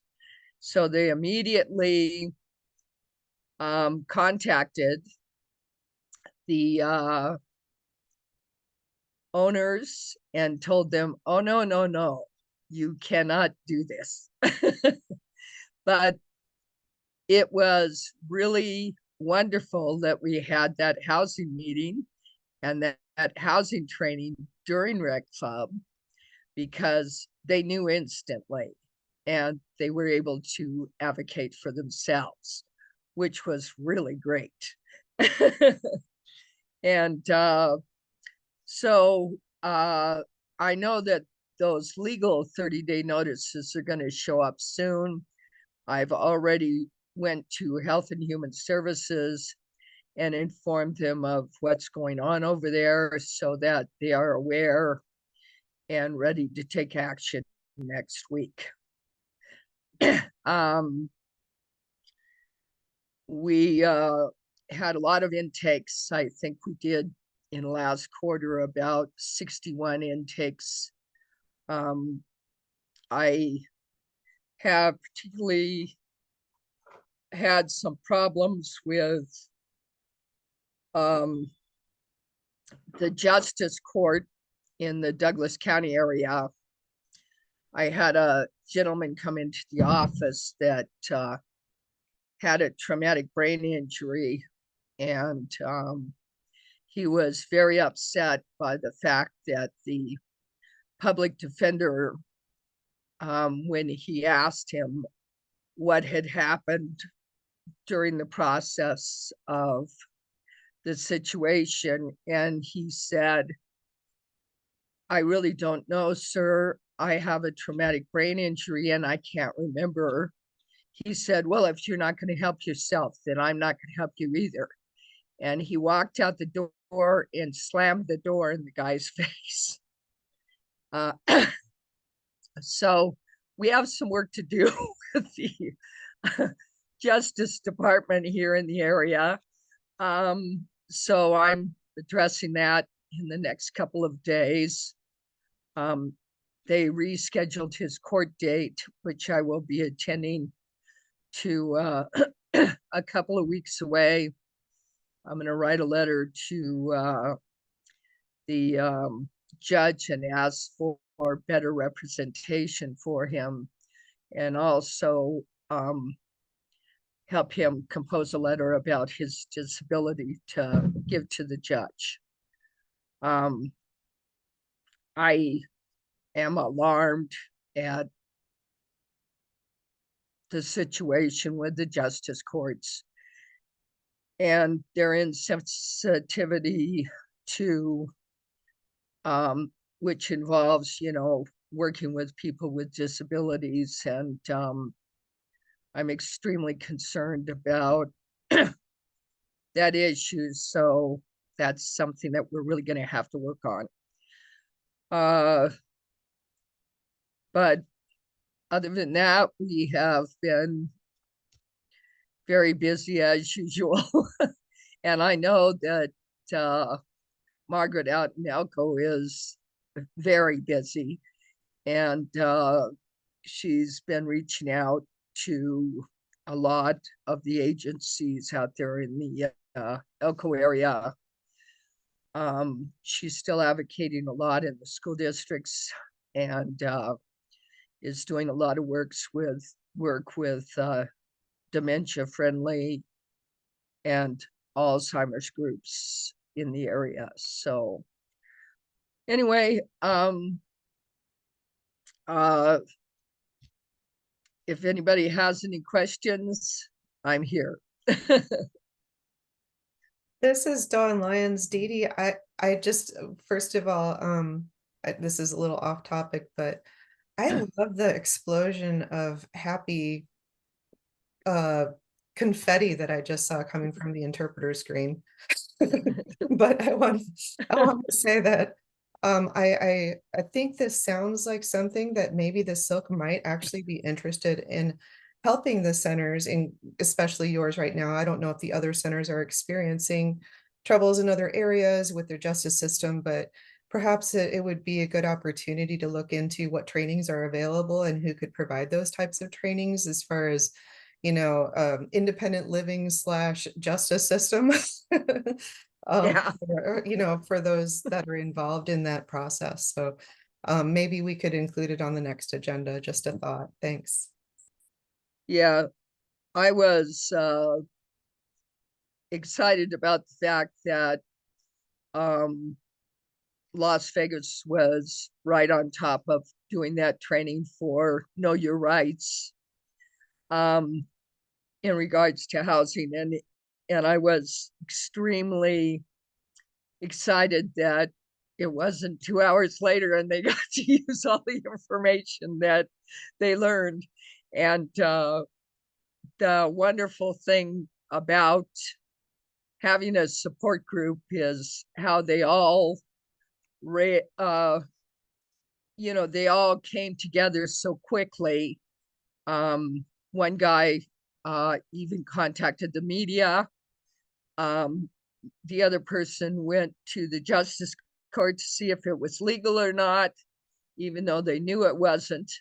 And the other person went to be supportive.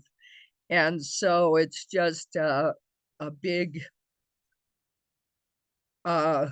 amazing peer group that rose to the occasion of the situation. So, and it's wonderful to see it in action. This is Ace. Oh, this is Ace, Dee Dee. That training that people went to regarding housing and the legality of the eviction notices. Do you know, is that, I know nobody here is from NNCIL right now, but Hi, Mark's here. oh, Mark, oh good. I wonder if is that some kind of training that can be done at some of the low income senior housing units, apartment complexes, like here in northern Nevada, especially in Sparks and Reno, because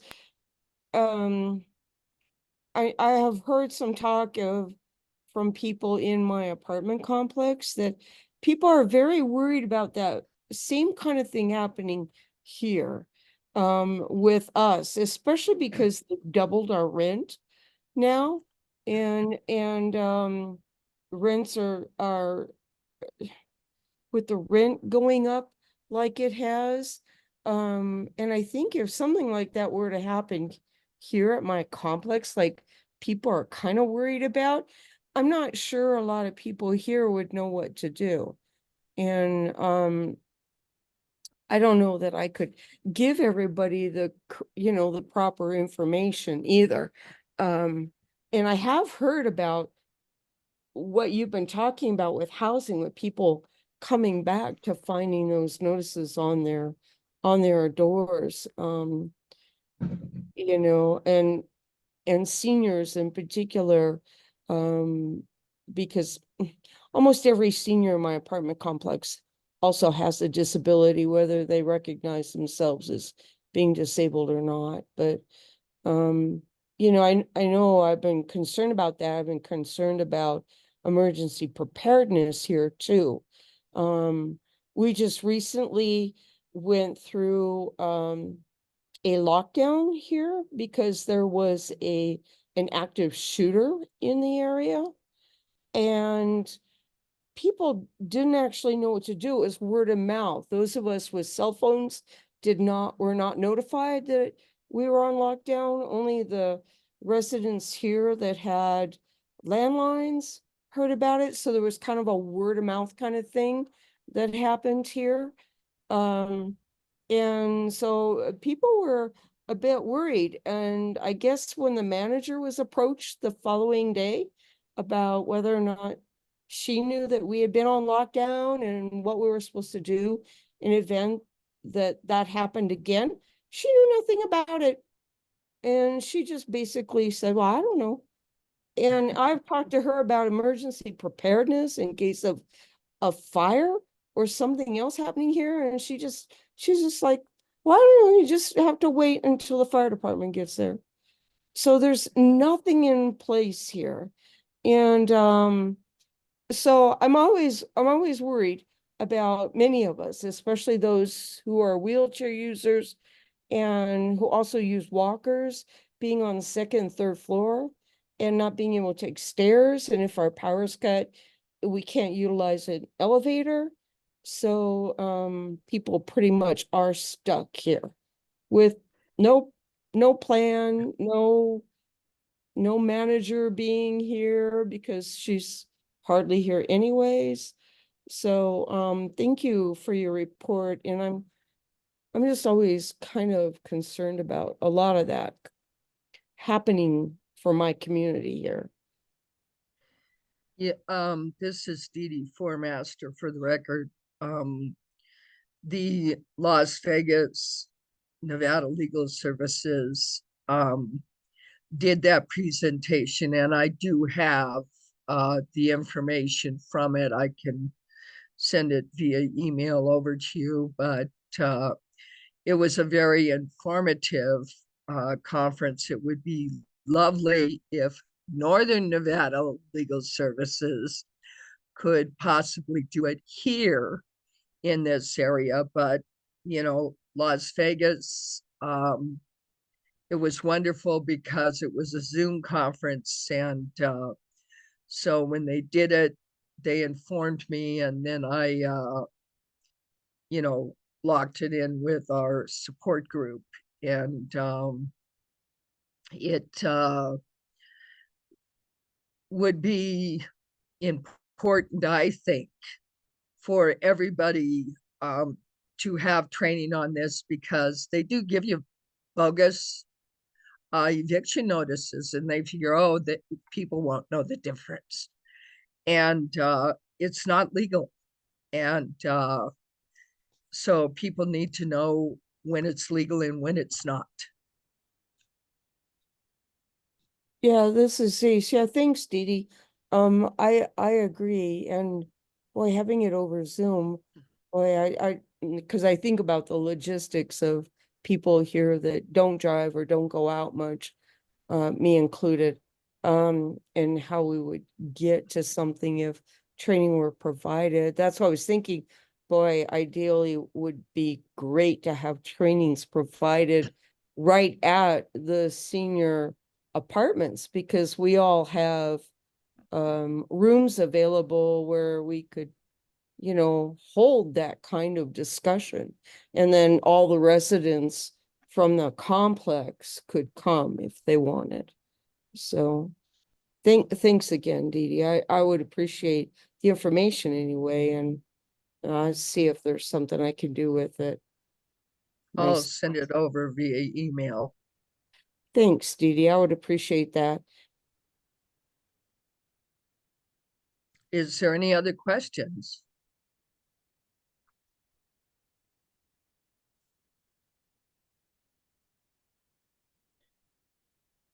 Mark, do you know if they have any trainings like that over in the Reno area?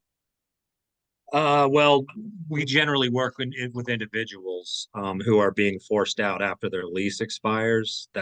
I can talk about that in my report.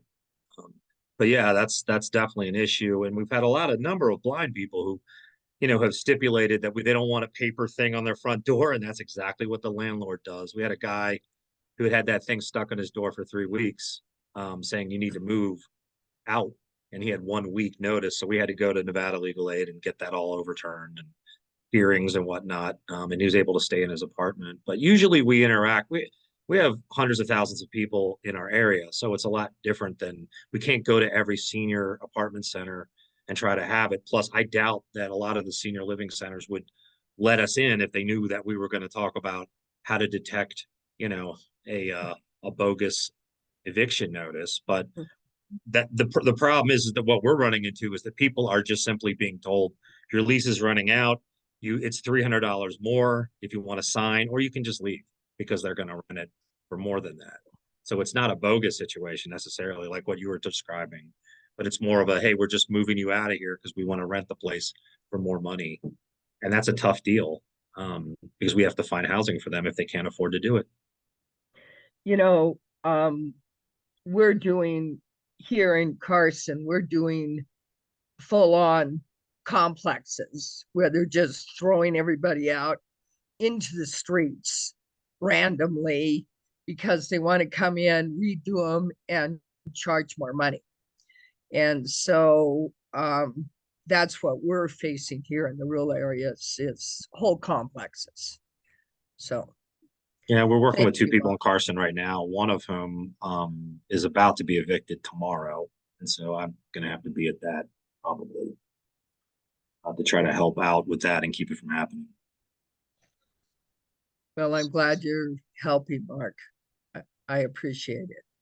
Yeah, this is Dawn Lyons for the record. I just got the other day, I don't know if it was yesterday or the day before, but I got a notification from the Department of Justice for the United States that they just further strengthened ADA law to include digital accessibility. And I'm wondering if we could apply that and make some effort to get the word out about that in relation to the eviction notices for, the blind, having them accessible as well, just a thought, but maybe we could have some more talks about that.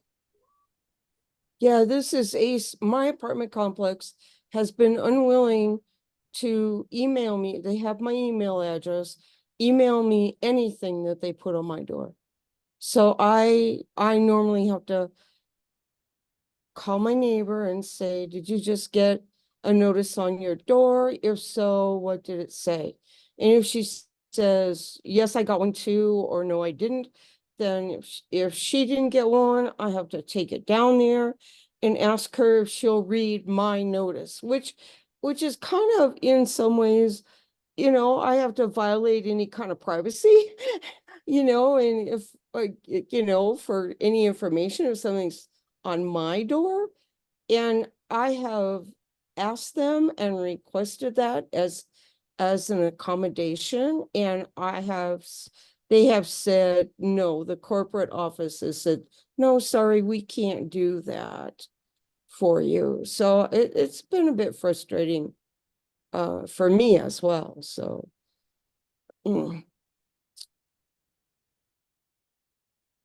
It sounds like you need to file due process and wake them up. Because they have to accommodate when you request that. Or maybe we need to get together and do it in writing. Because a lot of times you do it in writing first and then you do due process soon after that if they continue to not abide by your request for a reasonable accommodation. yeah, thanks, Dee Dee. I mean, it's complex. It wasn't like this under the old management and ownership. And for some reason, they just feel they don't need to go out of their way. I have actually emailed them like my requests for repairs because they have a little box where you're supposed to write it down and put it in the box and then they'll address it, which I can't do unless I ask somebody to do it for me, which doesn't make me feel independent at all. And half the time, I don't even know that they get my email because there's never been any kind of response to my email. And so I don't know what to say, but I think I know people here in my apartment because of what the changes that are being made here are kind of nervous and kind of waiting because I think many of us have been hearing word of mouth that people are getting eviction notices so that they can redo complexes and then charge more money. And so it's concerning. This is Dawn Lyons. I wonder if we could get some advice from Nevada Disability Advocacy and Law Center in this regard and see what they suggest is the best pathway to take to approach this issue. But we can bring up the new ADA thing too. I can maybe email them and see what they have to say in the background and then see what they say from there and share that with SILC at our meeting or something. That might be a good idea because I don't know if it's, happening in the Reno area or Las Vegas for that matter, but it certainly is happening here. And unfortunately, it's mostly been during the winter. And then you have 50 people out there freezing to death. So it's not a good situation. And I again will go to the Board of Supervisors meeting on Thursday and complain.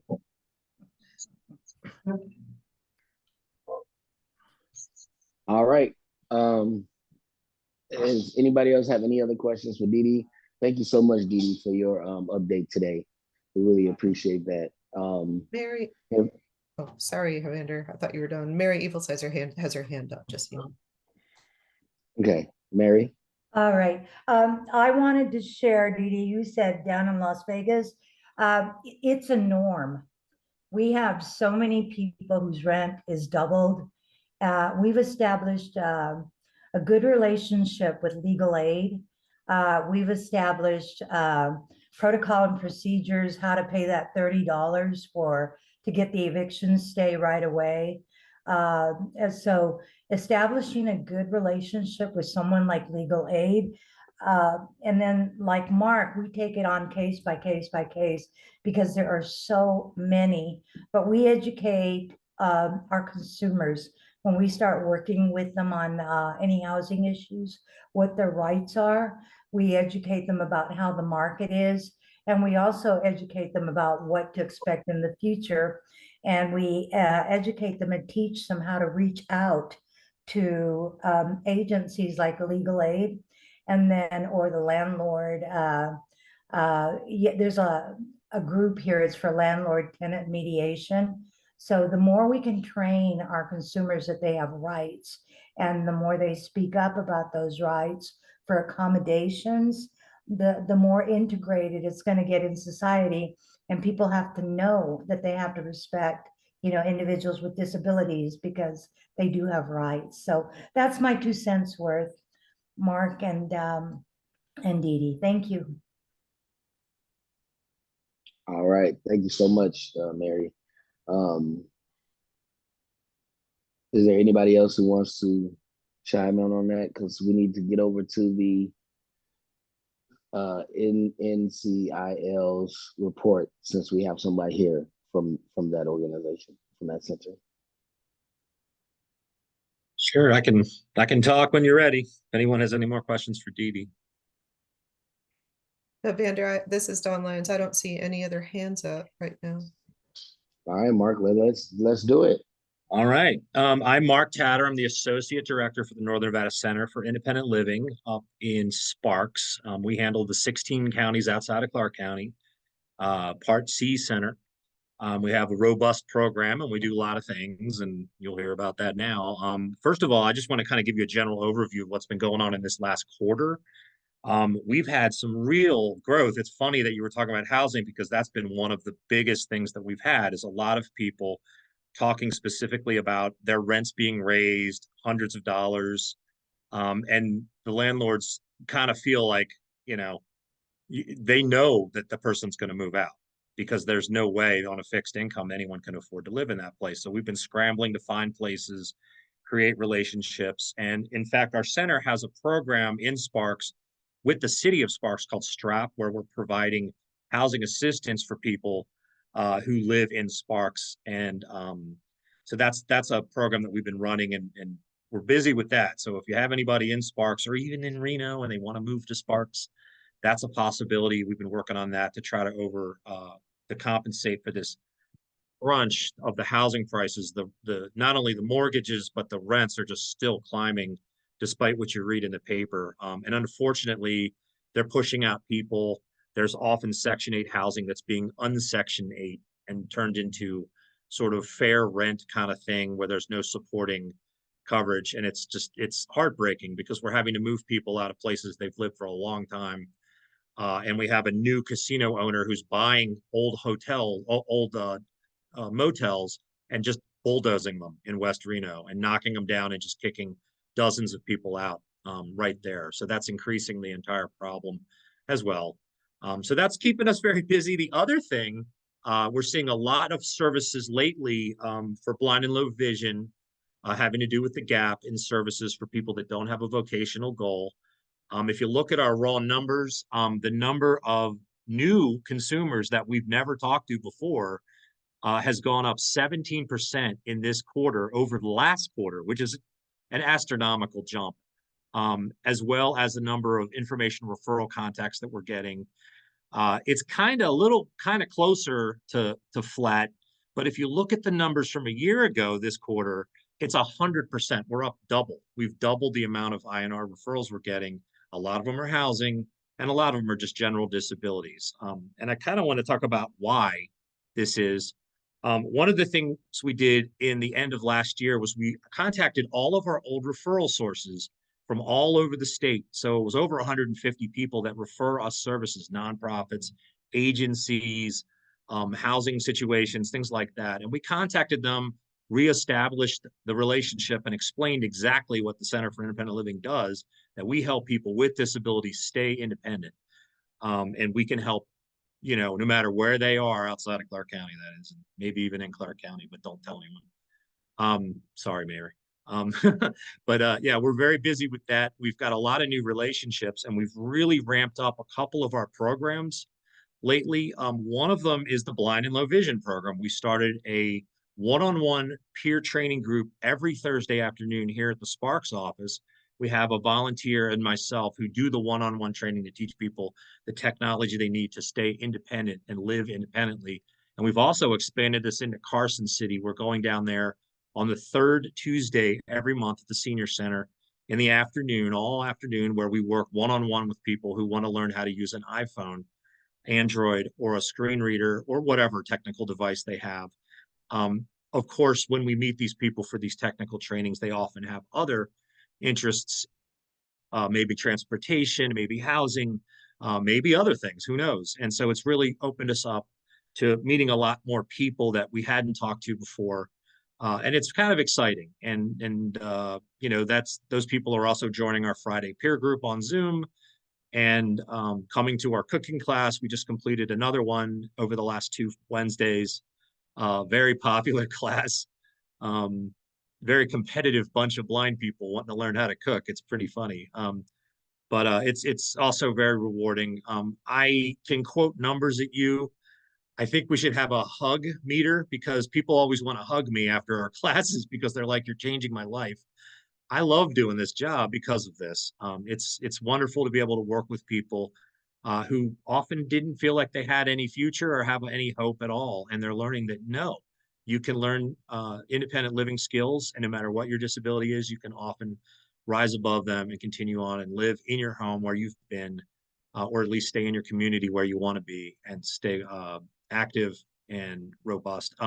I wasn't here earlier. The Washoe County School District teachers were all here after school.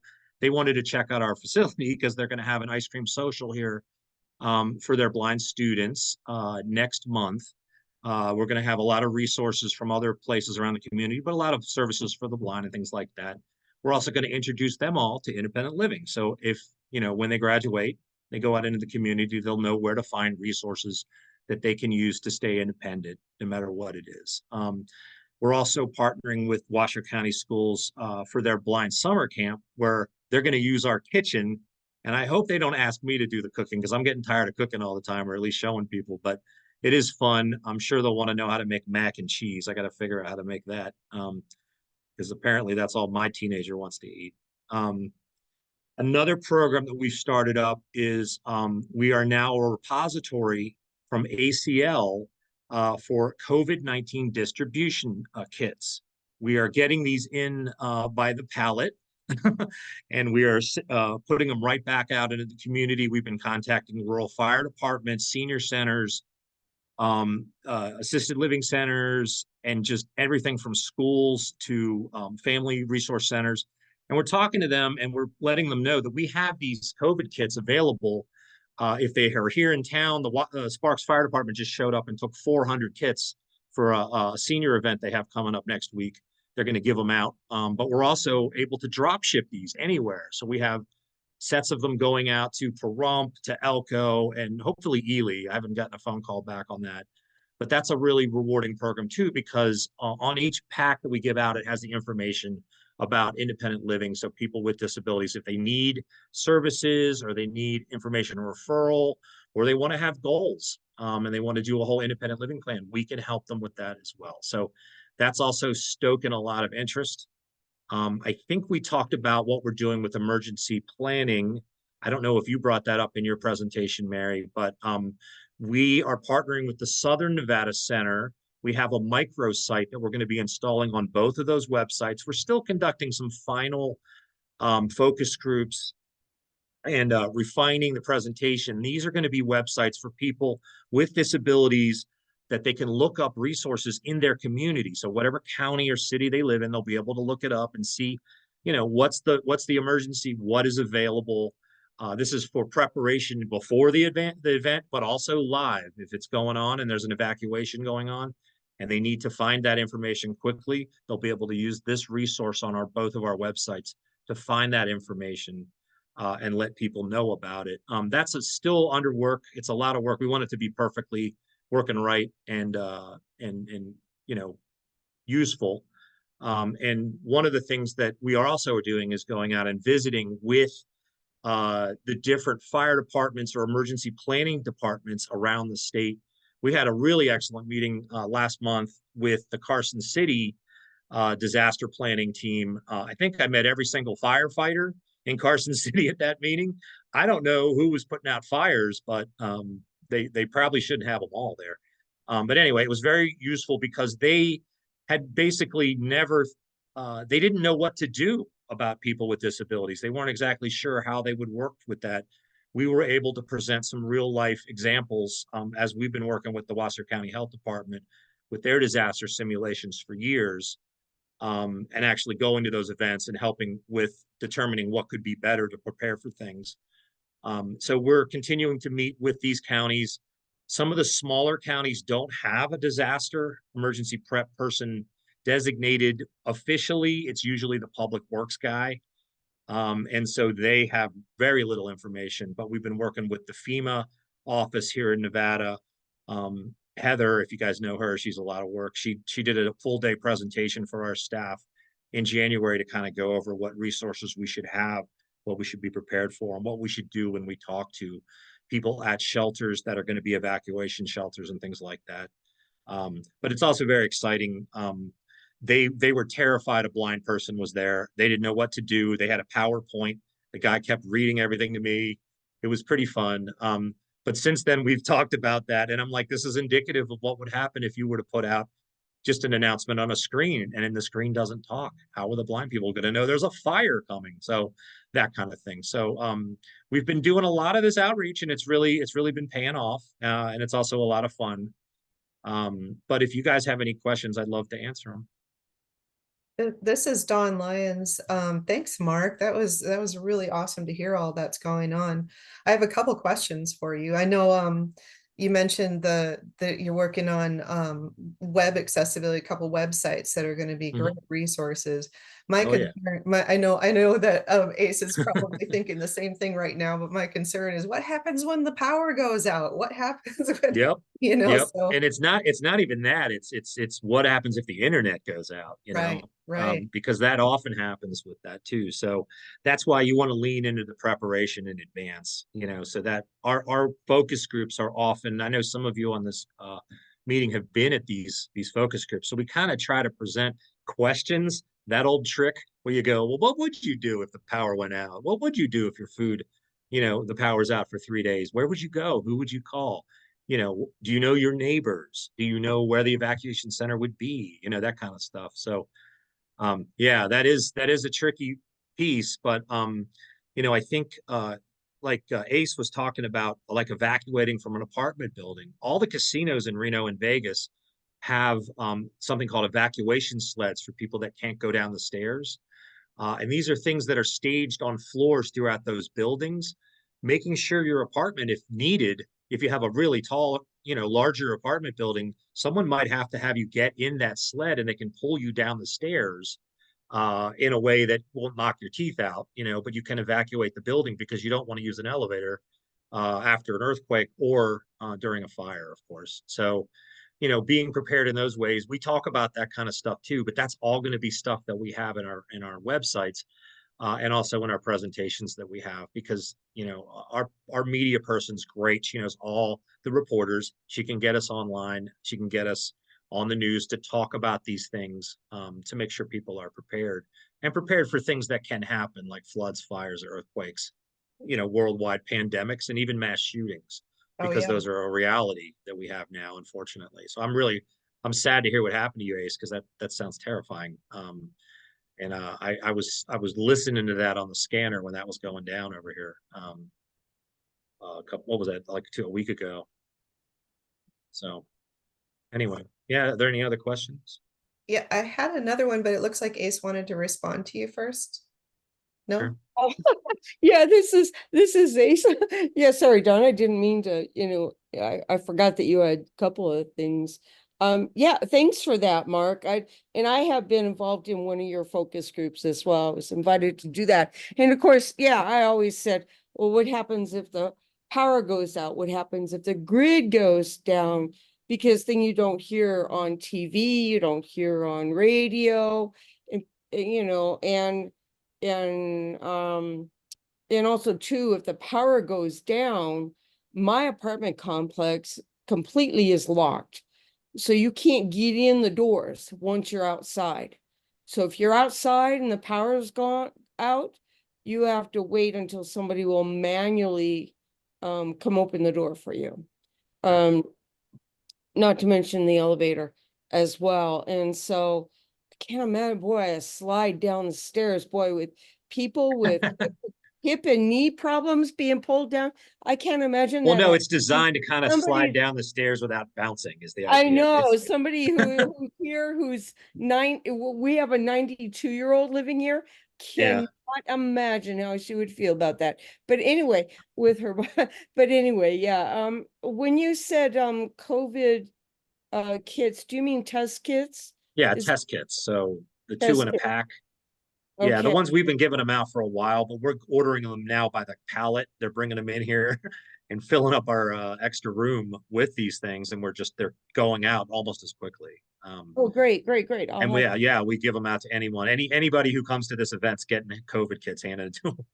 And we great, take great, them out great. into the rural places everywhere, every time we go anywhere. So Yeah, this is ace. Good to know. I'll have to ask Joni about that. But and also too, you're still giving out PPE, correct? yeah, and we still have the That's masks in and that stuff. particular? We have N95 masks too now. They're all in. Right, right. That's what I understand. So I have to say that I have been on the receiving end of that, of the one-time rental assistance that you guys have been able to give out to those of us in the city of Sparks. And also I've been a recipient of the PPE, which I have been very, very, very grateful for. As well as, Mark, the I Can Connect program, which not Yeah. NNCIL, but you helped me with that as well. Also too, the center, my advocate from the NNCIL has been very gracious at coming over to see me, because I'm not always comfortable leaving my house these days. And helping me with paperwork and stuff. So I am always very grateful and indebted to your center. And the only other thing I had to say, and then Dawn can go ahead again, was that when you give your report next time, Mhm. is there any way you could give us, instead of saying 17% increase, because I'm not sure what that means when you say in numbers, how many people that is that you were serving, and how many more that would be. And so I would kind of like, I'm curious about the Yeah, actual, I can look that up. the That's not- number of people that you're serving with, and seeing those increases. That's just my 2 cents worth, but thank you. Yeah, no, I can do that. Yeah. Yeah, The report that I print out does it in percentage. That's why.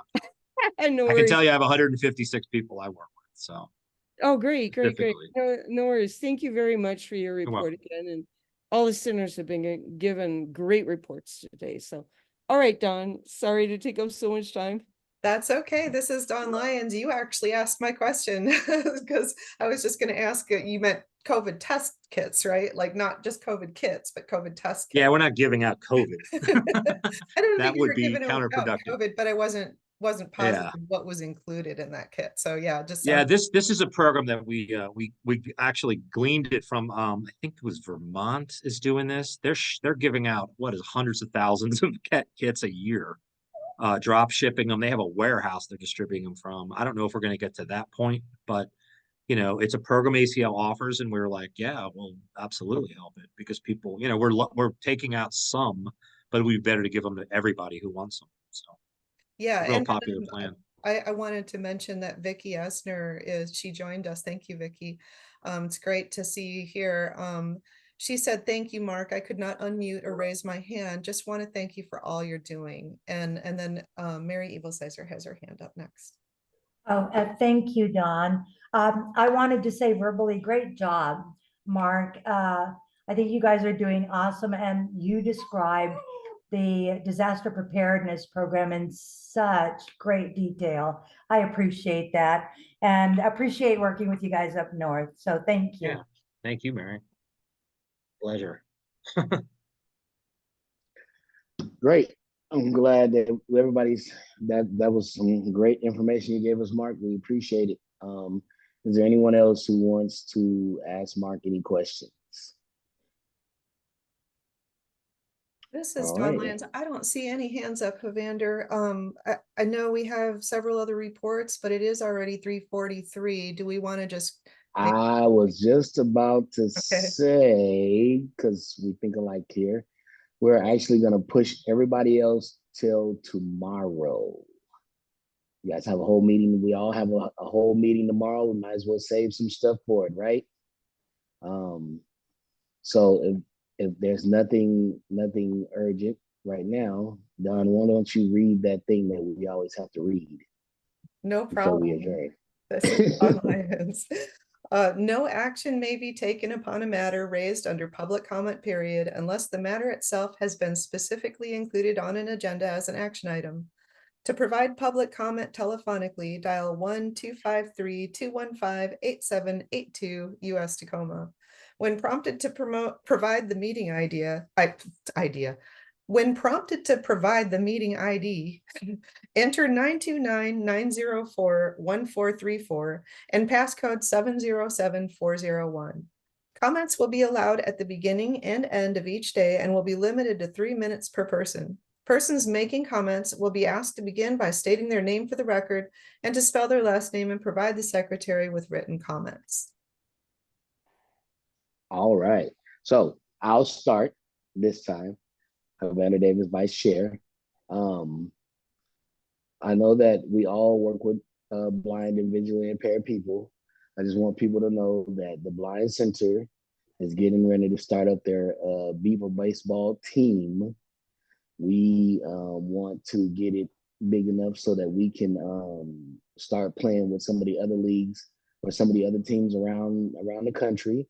We want to bring Las Vegas and Reno back into the fold for Beaver baseball. So if you have any people who are blind, legally blind, visually impaired, they want to play Beaver baseball, give them the number to the Blind Center, which is 702-642-6000. We want to get a big team together. We're willing to work with anyone, any agency, any person who's legally blind or visually impaired. We want to get our team together and start competing in these tournaments and things like that. So thank you. That's what I needed to say. Anybody else with any public comment? Evander, this is Don Lyons. Just for clarification, you're saying B as in the letter B for baseball, right? Yeah, Beeper baseball. Can you spell that? Beeper baseball.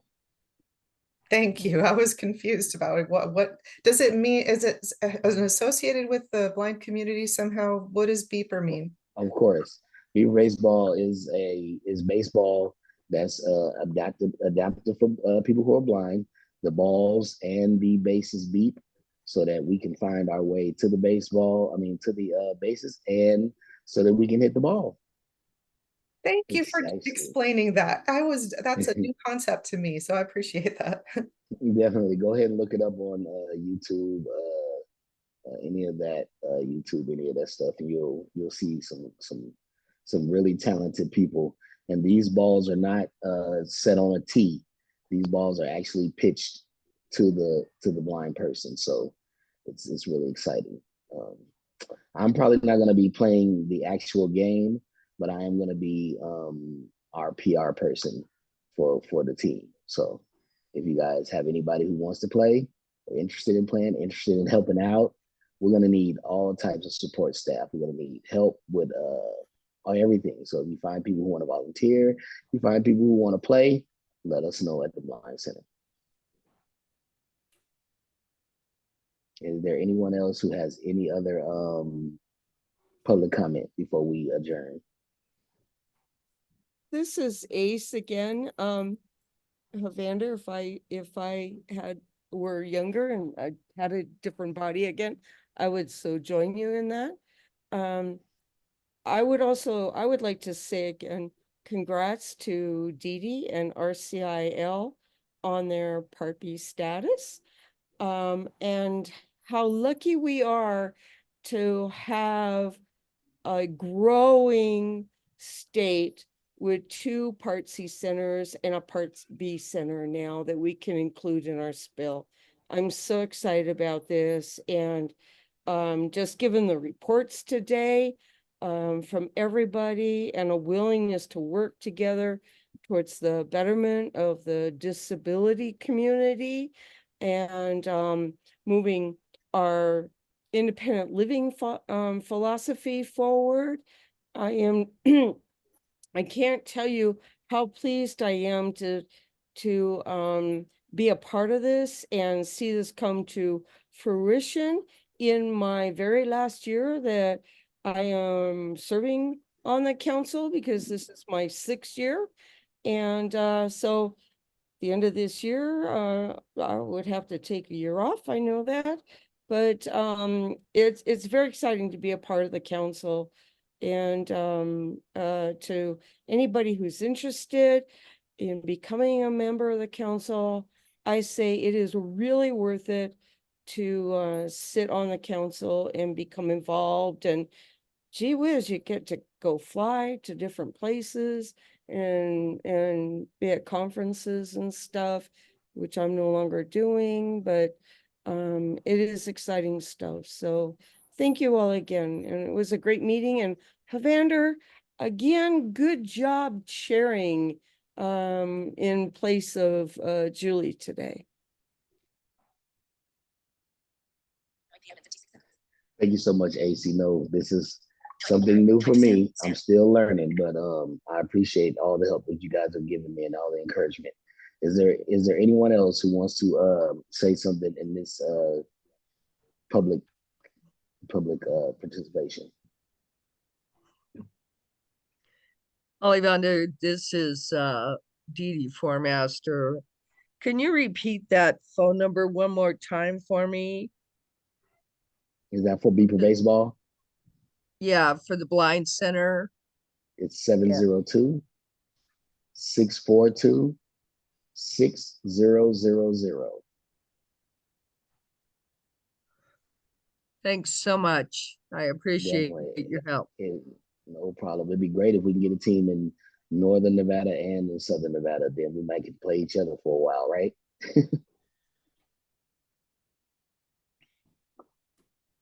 Is there anybody else who needs, who would like to speak during this public comment period?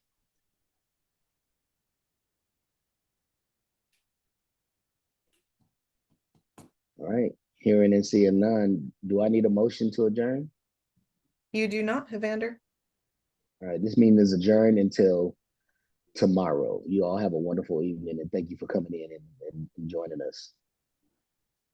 Okay. Thanks. Bye-bye.